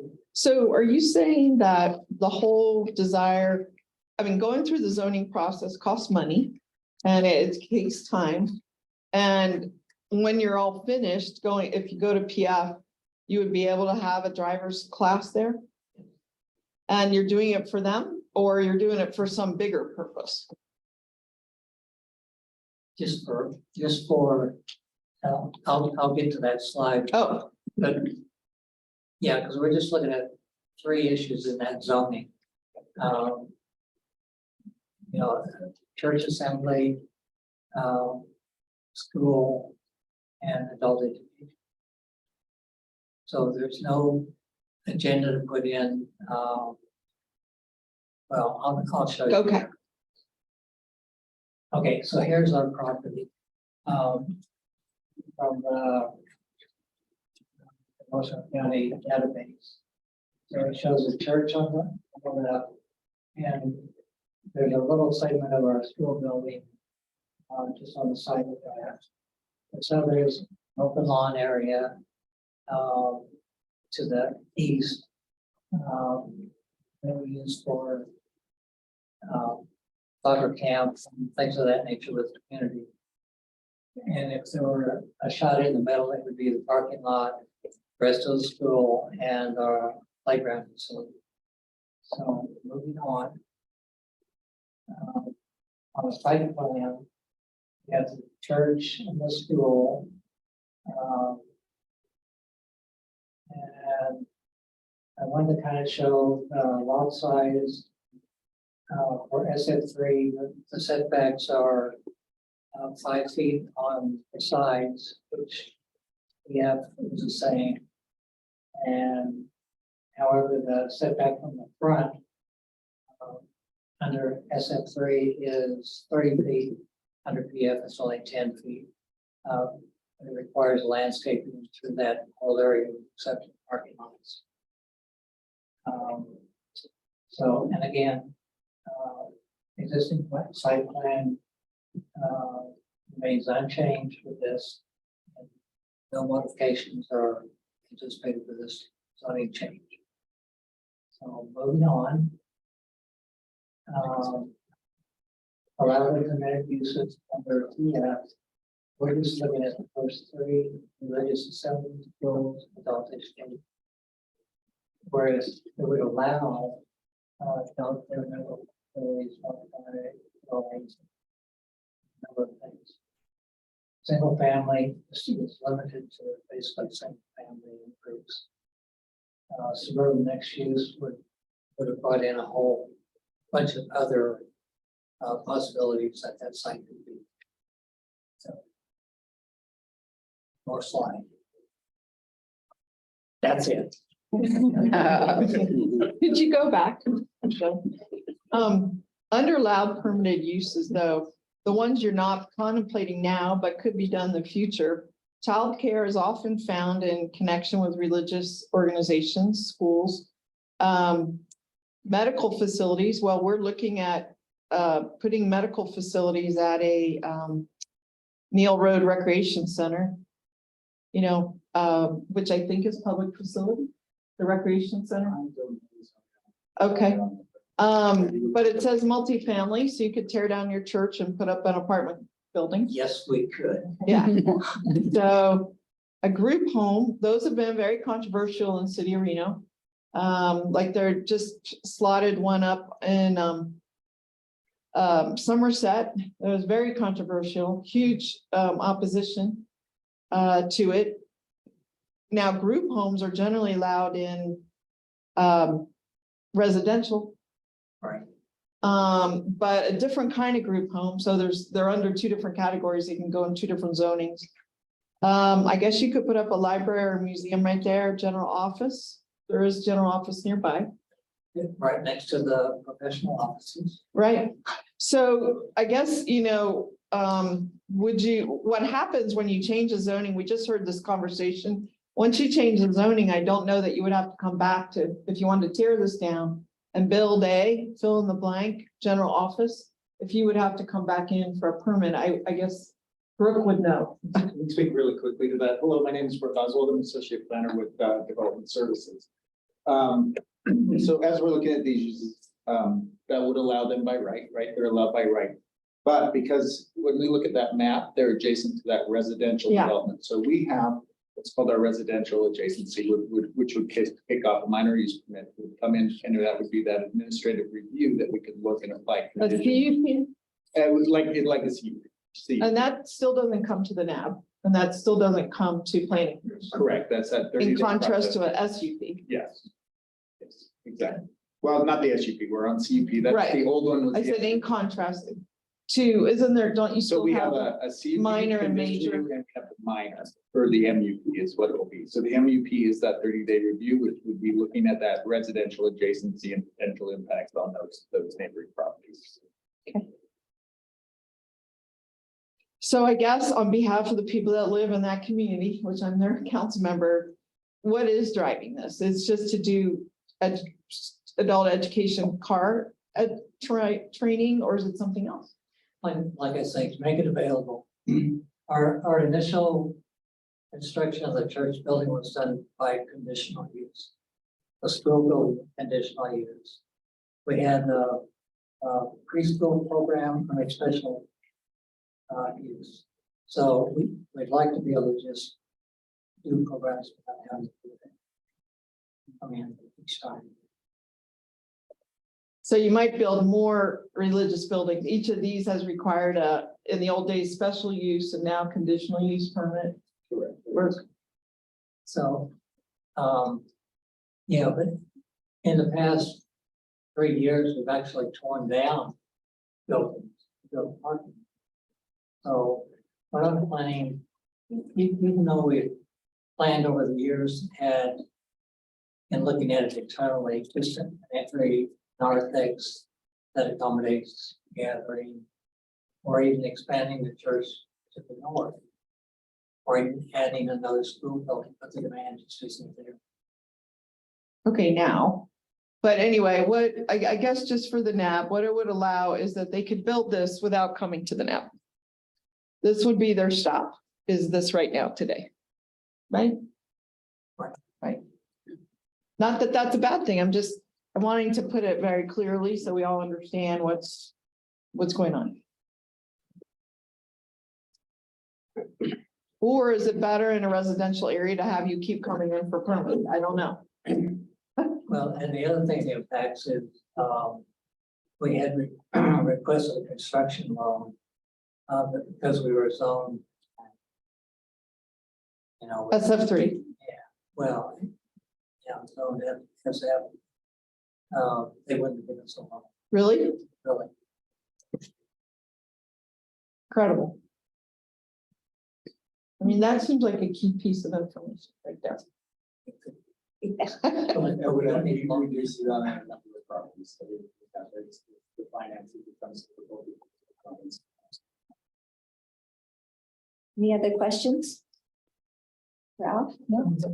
All right, Al, thank you so much for your presentation today. It was helpful. We appreciate your time. Thank you. Thanks, Mel. Okay, we're gonna move on to the next development project. I'm gonna take B32 and B33 together since it's the same. We've got Valley View Estates. And so we've got, with B32, we've got the Canyons PUD, say master plan amendment for the plus or minus 40 acres of unincorporated transition and 45 acres of single family neighborhood and 28.55 acres of parks, greenways and open space. Zoning map amendment, 34 acres unincorporated transition, 4 acres.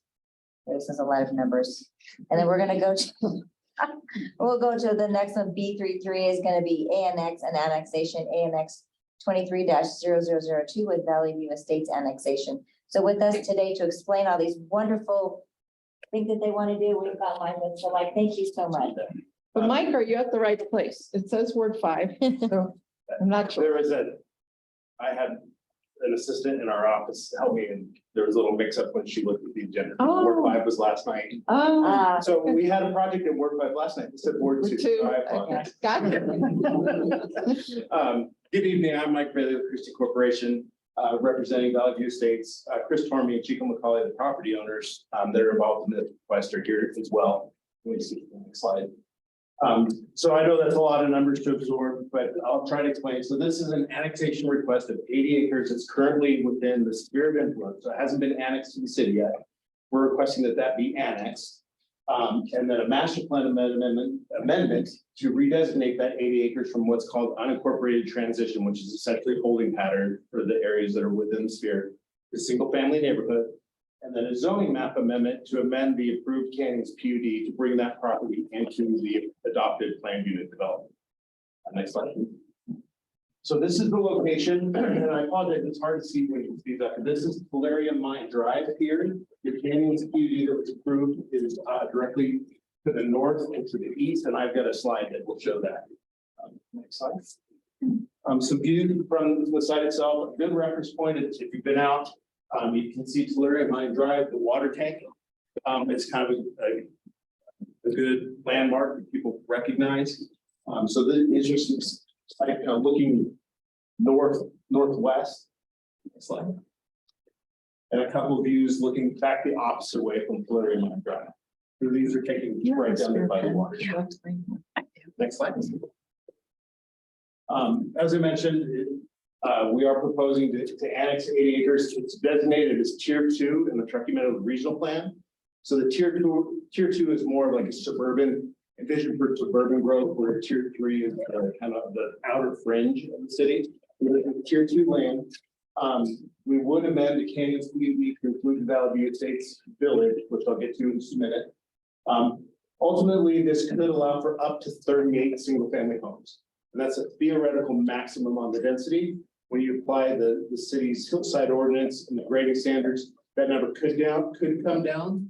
When we designed the tentative map, the maximum that you would ever see is 38 lots. Once again, by going into the PUD, it adopts the uniform design standards to match what the canyons have. And I'll get to some slides that show some of those amenities. It does provide for a comprehensive public trail network. We know a lot of people go up there right now, walk their dogs, hike. We'll perpetuate those trails through the property. And then we have some provision for wild horses, which I'll get to on another slide further in my presentation. So this is the site you see here. 79% of the site is preserved as open space under our plan. So about 63.09 acres will be dedicated as open space and maintained by a homeowners association. Next slide. So what you see there is directly to the north. That's the adopted Canyons PUD land use plan. And if we go to the next slide, you'll see this is what we're proposing. So what you see there in the orange on the south side would be our proposed land use plan. And you can see where Tellurian Mine Drive would be extended up into the site and loop back tying into the canyons.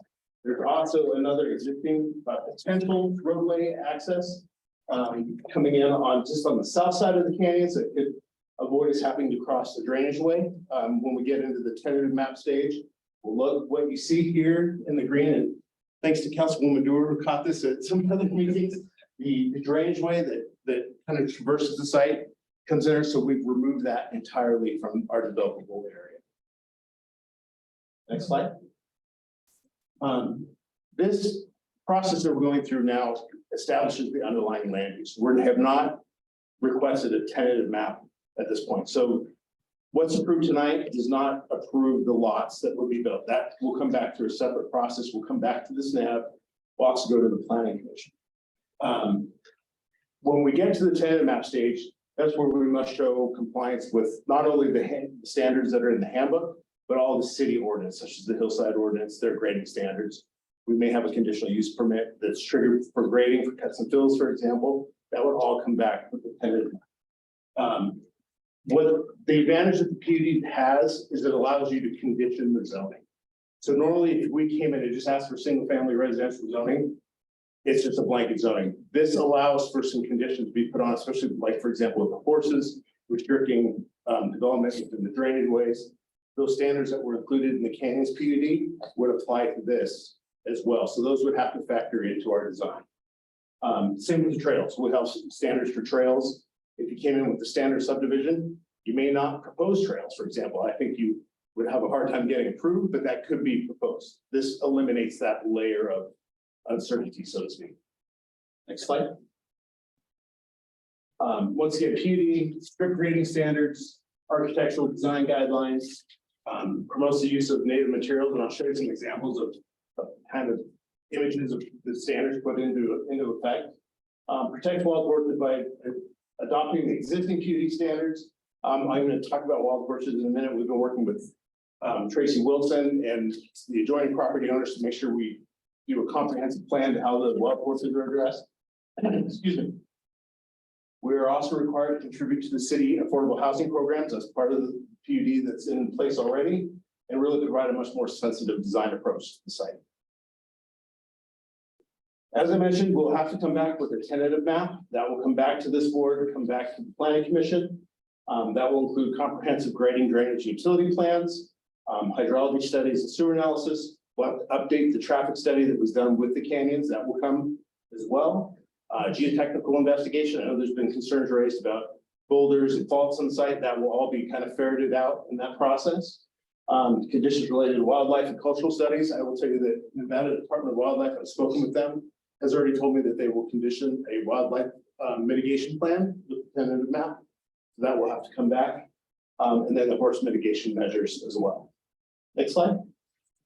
So these are some concepts that are in the adopted PUD right now. I mentioned the use of native materials. For example, the trail network. Next slide.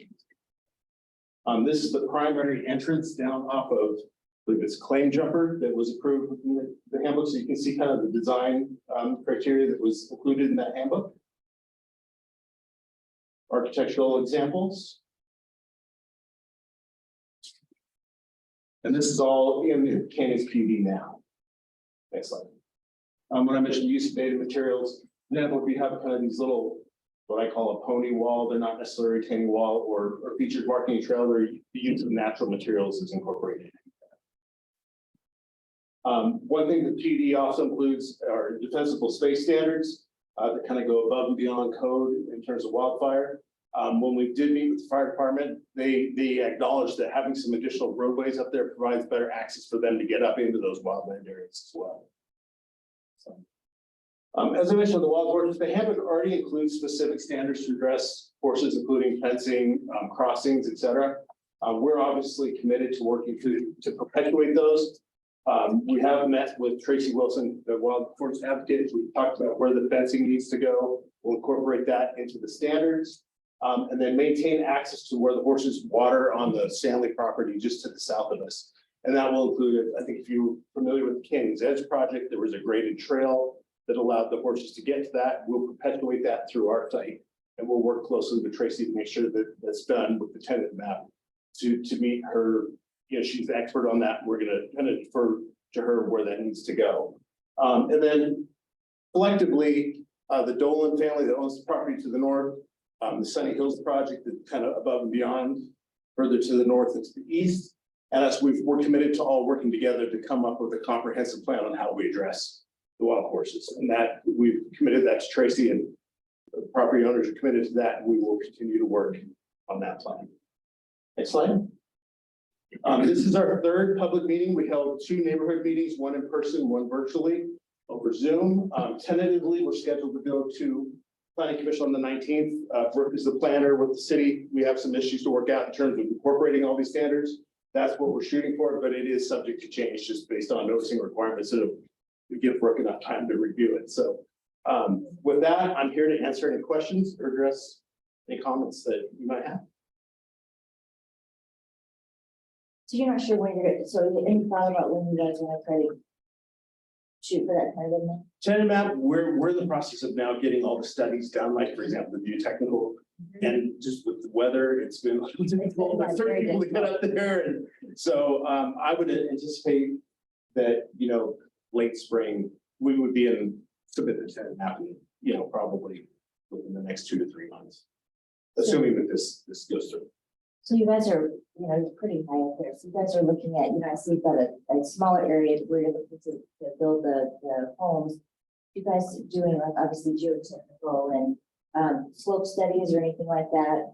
Yeah, so we've already done a slope analysis, Okay. which is what defined where those development clusters will go. So we're staying out of the real steep 30% slopes or the areas that are really hard to access, where it would cost more money to get a road there than really what it would be. So if you overlay it, That's a good point. I think we'll do that in the slide, but let me give you an example. So if you look at that map, this is a slope analysis of the northern part. So as you can see, the areas in green that are flat are what we've identified as our development clusters. Obviously, you know, we know you've got grading ordinances in your hillside ordinances, but it's in this slope analysis is what's funny. Right. Towns. Yes, so the slope analysis drives where we define those areas. So if you overlay that map on that slope analysis, you see the boundaries are almost identical. As this development starts to move further south, I think it's getting closer to a mine. Is that right? I think. There is a big aggregate. It's further to the south. I believe that's what, 2 or 3 40 acre parcels down. Yeah. Have you guys done any studies yet on like what's in the ground as we get a little further south here? I used to live in that area. I know they had a lot of issues with lead. Might have been because of the shooting range that was over there. I don't know. I know that is a case to the north for sure, up where Toll Brothers built there, you know, the end of Steamboat, because that was the old gun. So yeah, there's no lead that we're aware of, but the geotechnical report, they'll kind of discover those issues and the hidden surprises, is what we say. So, What development is below it? Palisades, that's the Palisades project that's being developed by Lennar. It's mostly built out, but there's still, I think, the final phase. That's the Lennar Palisade. Yes. Okay. So with these homes, so I see you're gonna be using the Tumwas, the reservoir tank, and then are those gonna be on sewer as well? Yes. And then are these homes required to be sprinkled? Most likely the fire department will require sprinklers. They did require sprinklers in the canyon, so I assume that they would carry that. Even though we're within the response time, just based on where they're located in the urban wildlife, urban interface, we would anticipate the sprinkler. And then with this kind of a map, are these roads, are they public or private? They'd be public. One thing that, well, they could be either, to be honest with you. A concern that's been raised by Councilwoman Dewar is the plowing of snow. Yeah, absolutely. And I understand that that's, it's especially on a year like it's been exacerbated this year, we all can see that. We are willing to include a condition that the homeowners association take responsibility for plowing the roads. Whether the city will allow us to do that through an agreement, or if those roads have to be private, that's one of the issues that we will work out with, right? But we are committed that we will provide some time. And then you talked about putting in, about 38, so you guys will probably figure out, we'll see that in the tenant map, like how many homes per parcel you guys, is it 38, that's your maximum amount? That's our max. We can't go over 38 based on the city's. The city has a formula under their hillside ordinance where you take your base density and then you have to apply reduction factors based on slopes. So 38 is the absolute maximum that could go. But when you go to do your tenant map, you get punished for, we know we're gonna have to disturb some 30% slopes for roadways and that sort of thing. Well, you get punished for that. So then you have to offset what you disturb at a 2-to-1 ratio. So we anticipate we could lose the units that way. If that makes sense. So 38 is a theoretical maximum. So what's the average size of these? 2,000, 3,000? The homes haven't floor plan themselves have yet to be developed, but we anticipate anywhere from probably 2,000 to 3,200 square feet, right? Similar to what you see now. Okay. Two other quick things. Two things that I brought up with the Dolans when they brought similar projects in this area. One is, are you guys all coordinating on these water tanks so that we have a bunch of water tanks? Yeah, so one thing that we're doing, Tumwa has what they call a discovery process. We're in the process of updating and doing a master discovery. The Dolans have already done that. There's been 2 tanks that were approved. That the original discovery also identified 2 other potential tank sites. So Tumwa is going through that right now. I've had a conversation with Tumwa last week that based on just this map, looking at elevations, they're confident they can serve it, but they want further analysis. So that's one of the things that's in process now that we need to get done before the tender map. Fantastic. Okay, yeah, just as long as everybody's talking, so that we don't end up with like 15 tanks up there. The other thing, and Councilwoman Dewar, I don't know, maybe this is more for you, and this might be more of a statement than a question, but my concern on all of these as we get like further up the mountainside is that we potentially put ourselves in a position where we allow sprawl to then open up into the next valley over this hillside. And so that is a constant concern of mine. It might be unfounded, but like we have more and more of these projects that are, I think, creeping further and further up the hillside, and just curious once all that land is incorporated into the city, where do we go from there? Can I make? Yeah, I don't have an answer. So as I mentioned before, these parcels are what's known as tier 2. I believe these are the last tier 2 parcels as you move up the hill. Everything else is tier 3, which is basically there's regional policies about how much density, and then that essentially pushes up to the story count, right? So you, as far as the more intense development, I think this is kind of where is defined in the regional plan. Not to say that can't change, but that's. Well, let me give you an example where the blue is on this map and that green block, so that 80 acres, that was all tier 1. And it was, they went to the regional, I'm sorry, tier 3. Yeah. I'm sorry, I got that messed up. It was tier 3 and it was changed to tier 2. The way we looked at that, those entirety of these 2 parcels here, which is, these are about 40 apiece, so that's 80 acres. what we did is we actually went and took a proposal that was just to modify, I believe it was around 17 to 20 acres of that total 80 building. We didn't take it all the way up. The remaining green is still tier 3 in that certain section. I did not know that. I thought that we, I guess I was confused because when it was annexed in, we had proposed a, what is it called? Interjurisdictional. It's a arrangement between the city and the county. They just wanted it to get the road and the water tank. And they ended up annexing the whole parcel. But what you're saying is they only changed the blue to tier 2 and they left the green tier 3? This was all tier 3, just the blue area where the homes are. We took the tier 2 and the rest is still remains tier 2. Your water tank being located up here with Right. that initial annexation. So my probably biggest concern on this is right where the pink and orange meet, and I'm glad you went back and looked at where the canyon itself was and the drainage from the canyon. And to know that you wouldn't want to be building there, but as I recall, the pink backed right up to the canyon as well. So I'm unclear from this map, and I'd love to see maybe a closer view of this where it's not, where it's more transparent to where you could see what is the underlying topography right there. Yeah, and that's, like I said, an exhibit in that brought to my attention where I think it made perfect sense. And we'll have this when we go to the planning commission is an overlay over the slope analysis, because it's Right. very well defined on the slope analysis, that channel. So. Yeah, and so then if you go back, and then I'm additionally concerned about where the road goes through the pink and the orange. We brought that up when the canyons came in. And you're gonna have to cross the canyon, the drainage then in 2 places, one down below in the orange and one, sorry, the red, and one in the orange. And I think you're gonna find those are gonna be very expensive. We have a plan, and if you look this, and this is in the very early stages, and in the handbook, it's gonna clearly state that this is subject to change, but there is an easement that comes in this way that we could potentially move it that way and Right. avoid crossing altogether. And Exactly, just extend, this road here has already been approved, I know. so it could potentially just be extended into our property. So there's a couple It options. was approved as a cul-de-sac though, It was approved actually as a stubbed hammerhead.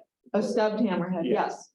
So it wasn't anticipated to be a through road to anywhere, because the canyon is right there. the It drainage. was actually, it was anticipated, and there was I believe it's, I don't know if it's a condition or how it was worded after, that it was extend in to provide Mr. McCauley access. for So future development. legally, there needs to be future access. The access currently comes up that kind of backs fine, which is rather difficult because it's steep and potential access. What you see on a lot of those old 40s or those old patent easements, Mhm. they run down the lines. They don't actually run where you could get a car or access there. But what that allows is potential to modify those easements in the future. Mhm. So that what we wanted to do is make sure that we maintain legal accessibility to those parcels if at time in the future. And that other road that I show is within the existing easement, not to say that with the tenant map, we would relocate that to provide some additional buffering to the Canyon Creek, for example, but I mean, that's another, there are other options, I guess. Well, I'm just gonna share that the pink. Both Councilmember Reese and I had great problem with this, it's very poorly located for. Horses coming across there or any kind of wildlife, because you're up against a canyon, up against a cliff. On the right side of the blue, and also on the right side of the pink is where that canyon goes, you can see it right there. So I don't know, I'm flagging it so that when you get to the tenant map, you Yeah. can Absolutely. take a closer look at it. Can I ask you a question? Actually, to Councilwoman Dewar, is there any way that, we can require new developers to address climate change somehow in those CC&Rs or whatever is being built here, so that, And what are you thinking? just, Requiring solar? no, Requiring, just, have it be addressed in some way that they'll be friendly, climate friendly. houses. well, in the original PUD, one of the things that I recommended was the color of the buildings, for example, that they originally had white buildings in there as one of their approved paint colors. And I had them go to all tans. so that it would blend more with the mountainside and wouldn't stick out, just this one development. So they have actually approved colors in the PUD. So what I'm asking is, what are you thinking? I guess I'm thinking, they'll be, electric. They won't have natural gas to them. They won't burn fossil fuels. They'll address greenhouse gas emissions and trying to reduce those. Basically, addressing greenhouse gas emissions to. In the buildings themselves. Is there any way that? Can be Well, done? I mean, it could, the PUD is kind of make your own zoning, so they put on specific requirements, like they said, they were gonna use natural materials. That isn't something the city told them to do, that was just something that they proposed to do, Can the city tell them to? use natural materials. Well, what I was gonna say is that we have a sustainability section on the master plan. And I haven't looked at it in a while, I mean, Sustainability master plan also. So we have, there's a few documents that help support that. We will certainly relook at that as we go through and how to limit that overall impact and of that development. because let me say this, we're not gonna have bus service out here. The nearest bus service is several miles away. Correct. And it Um, doesn't even sound like it's being considered or thought. I don't think it And was, it's but I mean- You're considering drainage, you're Yeah. considering aesthetics. Shouldn't there be Yeah. some consideration to well, I climate change personally and think greenhouse so. gases? If I mean- I can jump in, I mean, Yeah. I will say that, the modern building codes have changed dramatically over the last 15, 20 years. I mean, building materials and requirements. And I'm not an architect, I'm not a construction guy, but I can tell you, our company does construction. And things are much more energy efficient than they were, and that's mandated by code. So there's been these things that have been adopted over time that don't necessarily, you don't see at this stage, that come when you actually go get your building. Right, but if we said, put in geothermal ground heat pumps in the buildings and it's specified in there, if you want to do this. It has to address climate change and be forward looking and not run natural gas to these houses. I can tell you, you can't do Face them so that they're- geothermal. So you could take solar into account. I mean, just think of it, just go through and say, this is how I'm addressing it, but now it's, I mean. Well, I'll Yes, tell I think you, I'll tell you what I did on some industrial buildings out in Ward 4 out in North Valleys. Was I did that, they agreed to do 10 or 15. Specific things, as you say, to deal with climate change, but it wasn't really phrased that way, it was more about sustainability. So they went with white roofs. I mean, I was telling them I wasn't gonna approve it unless they did these things. Because they had an opportunity, it's a huge industrial complex, they could make their buildings virtually LEED. They could deal with heating and cooling that aren't required in our building code. But are definitely doable. And they agreed to do it, they agreed to put electric charging stations in their parking lots, on and on. So about 15 things that aren't in the building code, that aren't required today. So it's certainly a reasonable request. And I think that our staff is hearing it. And so I think that the owners are hearing it. Perfect example, and I know this doesn't necessarily address your question, but for example, I know all the big builders, Toll Brothers, Lennar, all that, an option is to have, electric vehicle charging stations in your ground. That's not mandated by code. That's just them adapting to what the market is. So there's a lot of those things that aren't mandated by code. Some builders, I know Ryder Homes, for example, they're building in Spanish Springs, a solar package is an option on all those homes. Some people choose to have it, some people don't. It just depends on, obviously, sometimes how the lot's situated. A lot of people don't want solar panels on the front of their house, they want them on the back. So there are some other things that are done with the site-specific house itself that get incorporated at a much later phase than where we're at today. But it can be at the PUD stage, and that is where we've done it on some other development. And it would just be good to require a developer to have thought about it. And go through just Well, let me give you that. science-based checklist. I'm not pushing any one thing or another. Yeah. I'm just, Well, you know what, you have triggered in me a memory, so in the 80s. I worked at an agency that we did permitting, and we changed our rules, and I started there in 86. By 88, we had changed our rules, and we made reclaimed water is presumed. That you're gonna do it unless you show you can't. So the presumption went to do it. And that is certainly something the city could say. We presume you're gonna put in these 15 things that speak to that unless you show us that you can't.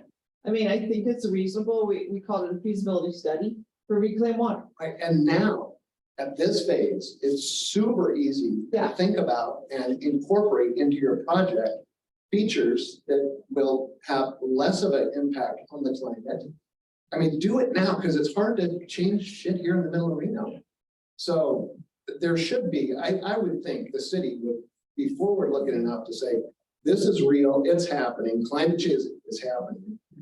We gotta start changing the way we do business. So, right, I will speak to that as Councilmember Dorman. We do have our master plan. Our master plan has several policies that start to address this.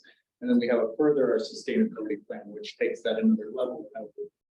So when we're looking at those policies, we're going through that. We are working with the applicant to try to meet these certain policies. Now, each site is going to be different. As Councilmember Dora, industrial site is very different, right? What we can apply and what we can do there is very different than what we apply here.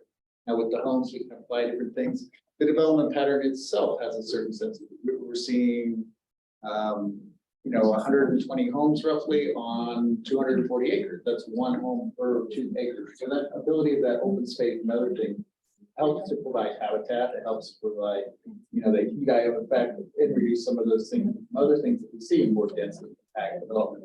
We are seeing that as it goes up in that respect, working with NDOW and environmental stuff.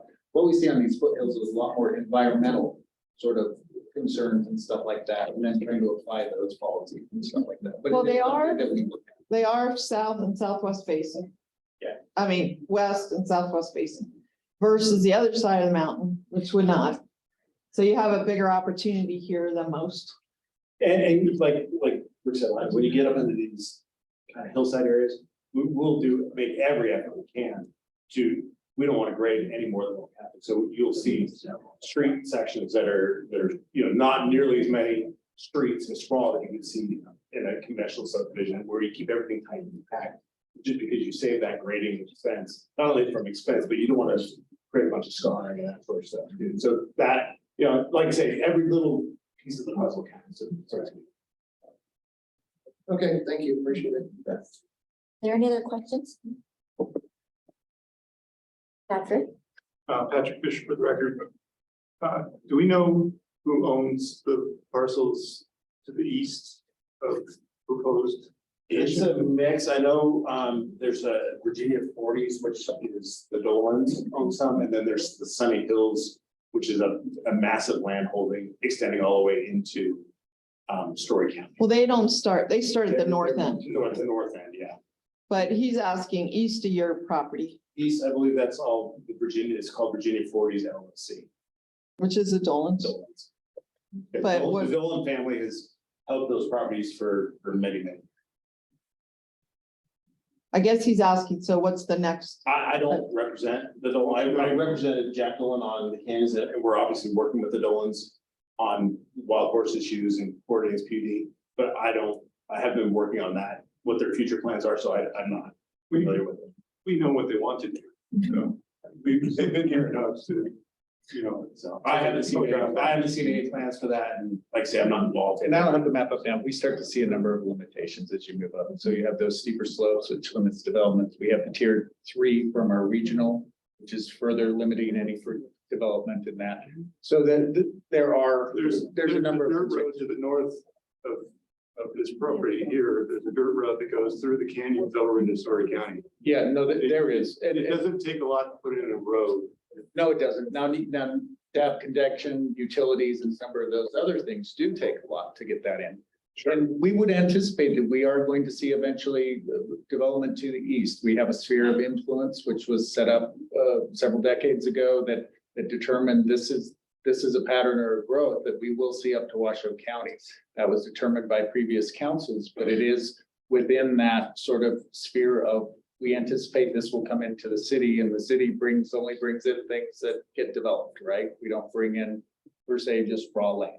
So we would anticipate we will see development at some point. When that happens, there are a number of factors, being everything from utilities to roadways to access to fire and safety to our natural resource protection up in this area. the Virginia range horses. There are a lot of things that need to be looked at as that way. Thank you. Could we see your slope map? I know you said you're gonna show it to the planning commission. But So it's actually broken into two. Hi. It was done by two separate firms, so that's the one you're now. which one is, this This is, is the northern 40 acres. So you can see that blob there is that blob. That blob, big blob is right there. I got you, And here's the drainage like through here. got you.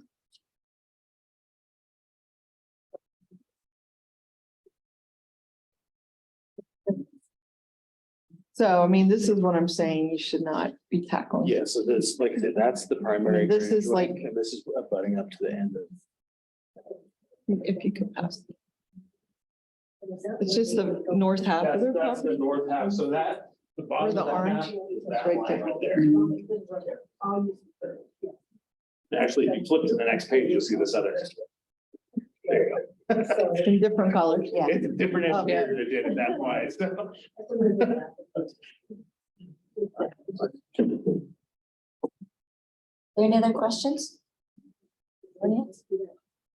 Thank you so much. Well, I guess only one more. You mentioned, and I'm pleased to hear you say about the plowing, since we're having such a struggle. I'm very nervous that this year is a harbinger of future years because of the wetter, warmer conditions. But when you consider the snow plowing, will you also consider the rock fall? Yeah, absolutely, yeah, we can write that, yeah, Okay. absolutely. Erosion's a big, huge issue. Well, there's giant rocks all over these parcels and they came from somewhere, which is the cliff. Rockers come down on the roadway, we Take care. Well, leaves the rocks for landscaping, so. roll it in somebody's yard. But then hit their yard or their car. Any other questions for Mike? Can I just add one thing? So there are two, or there's actually three sort of requests tonight. We have a master plan, which will go to our planning commission. It will go to our city council, and then if approved there, will go on to our regional for conformance. So there's several public meetings that will still happen. We have a zoning map amendment, which is the planned unit development. That is a zoning. That will go to our planning commission. They will make a recommendation, and that decision will be by our city council. The third is an annexation. What we would see is the master plan and zoning map, way we'll schedule this, they'll be heard at the planning commission, but the annexation will be mentioned. But that is a decision, the annexation is a decision by city council. Do they make recommendations though, or no? Not on the annexation, it goes straight to, yeah, so they will, but it will be within the staff report. So the zoning part of this, since we don't have a tentative map, what is the zoning part? Is it the orange and green and black? Exactly. So what we're proposing is only the areas, everything you see in green is designated as open space. And our master plan, as we propose it, we're not just doing a blanket, that's the master plan boundary follows those. What we will see is that planned unit development handbook, that will be a modification, so we will see these additional villages added to that handbook, and then subject to the same conditions, then additional conditions as applied. Thank you very much. We appreciate your time. You bet, appreciate it. Coming out. Thank you. I think one other thing that Brooke said, I think I'm passing about the Department of Wildlife. So since the Canyons PUD was done, the state enacted a new law that went into effect last January, which said that NDOW at these urban wildland interface areas, which this is, they have to review the development and what they said is that not at the tentative map, but at the final map, they're gonna do a mitigation, is that right? I can speak that. It's a standard condition now. And it will be a condition on the tentative map that prior to recordation of any final map, they must approve a wildlife mitigation. So, and they've got a whole set of criteria for their studies. And I would, that is going forward. We're currently looking at, they're looking at a fee and how that would be associated, so there's a little bit of a pause on that. But it should be noted that the Canyons PUD, or the Canyons tentative map that came in for approximately, I think, 73 homes, that does have a condition related to it that a wildlife mitigation plan is required prior to a final. And I can speak just from recent experiences in the same condition, whether it's the county or the city, the Silver Hills project off Red Rock Road had that condition. We just submitted for the final map. As Brooke said, there's some debate going around about what those fees are, but they still require review. Gotcha. Thank you. Thank you so much. Thank you for that. Thank you. Thank you all. Okay, we're gonna move on to item number C, board commission committee member reports and announcements. And to announce, report, discuss hallucinations, visions. Patrick. I have hallucinations and visions. Now, you mentioned development project is kind of an eyesore. The apartment building on Longling in South Virginia. It's not something that we've had to deal with recently in recent history, but there is a financial problem on there. They're not working on those apartments. They're not. Apparently there's been a separation of the owner and the builder or something like that, the construction company and the owner designer. And so it sounds like they've stopped work. Yeah, And I think they have to get somebody else in, and I don't know anything of what it's about. it looks like it's been a few months that already the site has been enacted. I'm just wondering if there's any role that we can play in calling ownership into To change? question. And, finding some way to open up pedestrian access around that parcel again, because there's nowhere to walk on that side of the road. I will definitely do that. It's a mess. And I access that from my neighborhood quite often on my bike, and it's hazardous riding the bike along the fence line there. Because you kind of get squeezed Yeah, with the turn lane. okay, There's just some things that if it's going to sit fallow. for- then they should move the fences back in. Yeah. I just got this done on a parcel in I want to say was it Double Diamond? I think it was Demonte Ranch, where they blocked the sidewalk with their fences and they were building a school. And so I called up and I called the school and I called the contractors and I got them to move all their fences, same point. That they had blocked all the walking. Right? And I'm trying to think which school it was, well, anyway, it's being built right now. Yeah, And so, yes, I will do that. It's a great suggestion. And that they've got all the scaffolding up and, kind of on the outside perimeter of those buildings too. Yeah. It's just sitting there. Yeah. It's Good trouble. Yeah, I had contractor friends talking about the exposure from just sitting there in Oh, the yeah. winter, like in the middle of a stall, like they're gonna have to rip Take a out. lot of it With all down this and weather. start over. I mean, and just with Well- having that scaffolding sitting there with the wind that we've had, I mean, it is cause for concern for, Yeah. it's dangerous conditions. And it's so Yeah. close to the road. And that's all that wood too, Yeah. all the. Whatever happened doesn't, something's not right, right? Yeah, it's every, My understanding is it's Tanamera, Yeah. yeah, and then, I don't know who the builder was. we don't know either. But I did get a question, and so I am researching that next week. About this very point. Yeah. So I'm sending in a request, just so you know, over to planning to tell us what's going on, because I've had some complaints from neighbors or questions from neighbors. I would like to say that I know that our road crews have been working hard to fill those potholes. Yeah. So there's been, we look like you're like driving in a slalom course. Yes. Down the, the roadways and Yeah. stuff, and now they've been out working each week to try to get those potholes filled in, so. Right?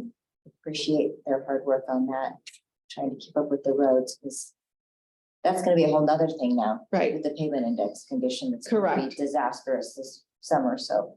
So thank you to our city crews for their hard work. Amazing stuff they're doing. On the potholes. Anybody else have any comments or questions? Future agenda items? Well, not an agenda item, but I do want to encourage you all to attend these, drop off anything you want, get the word out. Help me. I think I'm gonna post soon on my because people always say, I found out about this 2 days before it happened. And wanting to give them a month, so if they're playing, if the weather changes, they clean some garages or do some things, you know, they can be prepared for these events. And if we can get those, send us a notice before that, well, and we can talk to our neighbors, you know. We Exactly. can share ours. Yeah, exactly. And get there early. It is recommended. So we're gonna open at 9. Last time they started coming around 8:30. Yeah. I'm gonna ask them if we could open up early if that happens again, because we had everybody out there sitting out there like an hour, Wow. which was unnecessary, you know. So. But necessary in a way, because we didn't have enough space. They started turning everyone away. And in the middle of it all, I made an executive decision to bring in another bin, whether the city could pay for it or I had to pay for it personally out of my own pocket. I do not want to turn people away. And so in the moment, we did that and we got extra bins. But it's so critical because it's things like paints and things. It is. If we don't do it through this kind of a program, they're gonna end up the garbage anyway. Garbage or desert. Yeah, exactly. So it's actually a very important program. Yeah. I was looking for volunteers as well, correct? Yeah, yeah. Yes, they are looking for volunteers. So if any of the NAB members want to volunteer, And what I did was I interviewed every car, so all 400, and I asked them if they wanted to be on our NAB mailing list to find out about these events and others. And I would say 90% of the people said yes. So we kind of doubled our NAB list through this process too. That's great. You know, just getting the word out about projects. And then Tyler's getting very creative when he sends out these announcements to make them a little bit more intriguing, like what projects are coming. So people don't just go, yeah, nothing. They're like, what? Yeah. You know? thank you. Public engagement, it's always an art, isn't it? Getting Yes. people to read your emails these days. I hear you. Well, okay, well, since we don't have any future agenda items, I'm sure that we'll have more development projects that'll be coming up. I guess my last question was, wondering if you had heard anything about any more information about the Fire Creek Casino, where they No. might be in their process, or could have asked for a question. No. I had asked last meeting about trying to have somebody maybe potentially present or give us more information on where things are with the building. I know we talked about them a little bit tonight, but the With ones what? that are encroaching on the freeway. Oh, so I have a tour set up with the staff. I think it's tentatively set for about 2 weeks from now. Yes, 2 weeks from now. We got part of the answer tonight, which is it was in a PUD and they get issued a building permit, which was the things that were over at the gym. What was that gym called across from our building? Rack. The rack, South Rack. Reno rack. I went by there yesterday or today and I went, wow, it really is that close. It's so close. Yeah. So I just still think that there should be setbacks, even if you have a PUD. So I'm asking all those questions. I'm going to the apartments also over at Damani and Double Diamond saying, how did this happen? And I'll swing them by Longley. Why not? And say, how did this happen? Yeah. And, It'll happen within like 3 months. Yeah, Yes. it was all at once. It was Yeah. like. Yeah, there it was. And what, the one last question I have with the stormwater, are they, how does one get more information about that? so it's, there's a whole section on the website. Okay. They haven't done an update in months. They didn't do it, getting a lot of public. I still get a letter a day, maybe 2. I mean, that's every day. I think I've gotten, I don't know, 200 letters, mostly opposed, at least 200, I would say. Yeah. Just about Opposed. 200. You know, if we make them tear down just one of those buildings, move it back, we would not have this problem. Which building is that? At the The industrial? ones that or- are uptight. Yeah, I know.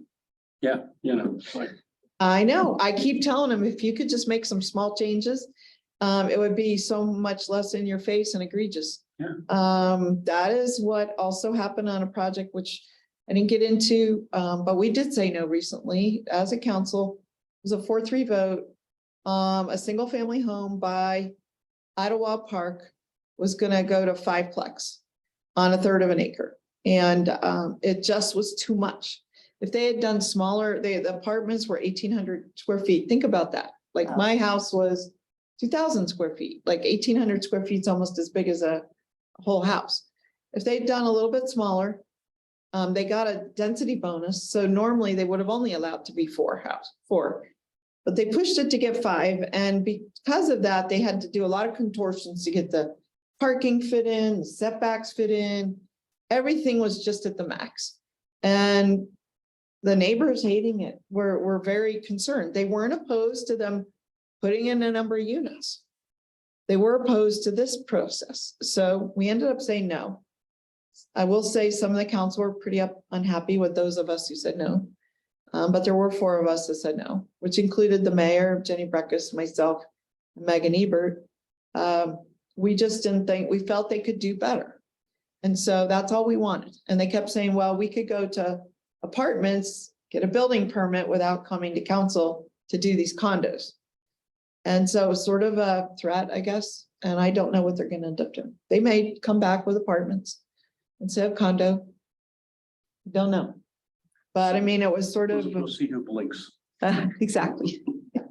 I mean, maybe that's what they do and everyone's unhappy, but we're trying as a council to make some sense of this world. You know, like some places, the density bonus might have been okay. That was less constrained of a site. 1/3 of an acre is a very tight space to do, you know? Maybe the density bonus should be if you're building 1,200 square foot units, not 1,800 square foot units. You know, like it's apparently if you build a certain size of smaller units, you get this density bonus, which I get. Like if you're only building 1,000 square foot units, like studios or 1 bedroom or whatever, then maybe you should be able to do more of those. Totally agree with that.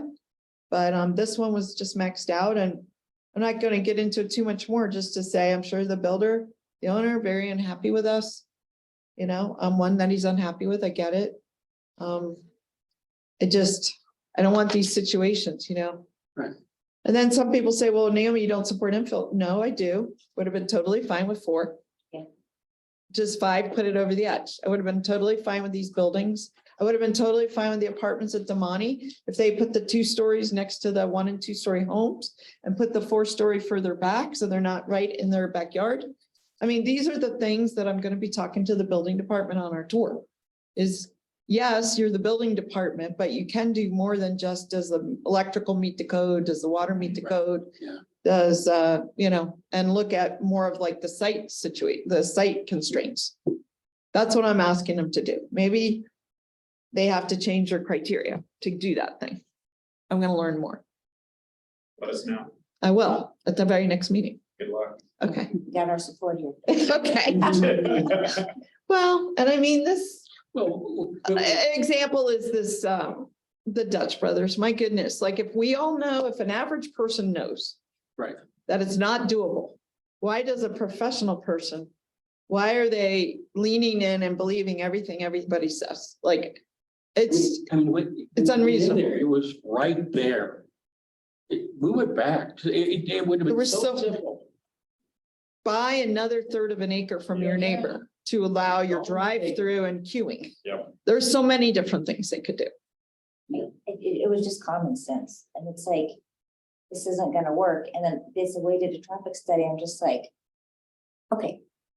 But maybe the traffic study isn't the answer. Okay, Exactly. It's not- all right, maybe it's only 12 people an hour, but if those 12 people are sitting in Virginia Street, you know, all of us are still dumbfounded that they allowed that to move forward, and now hindsight's 20/20, and you had to hate to look back and say, well, we told you so. We could have gone. You know, there's a fundamental principle. We keep coming at it from all different directions.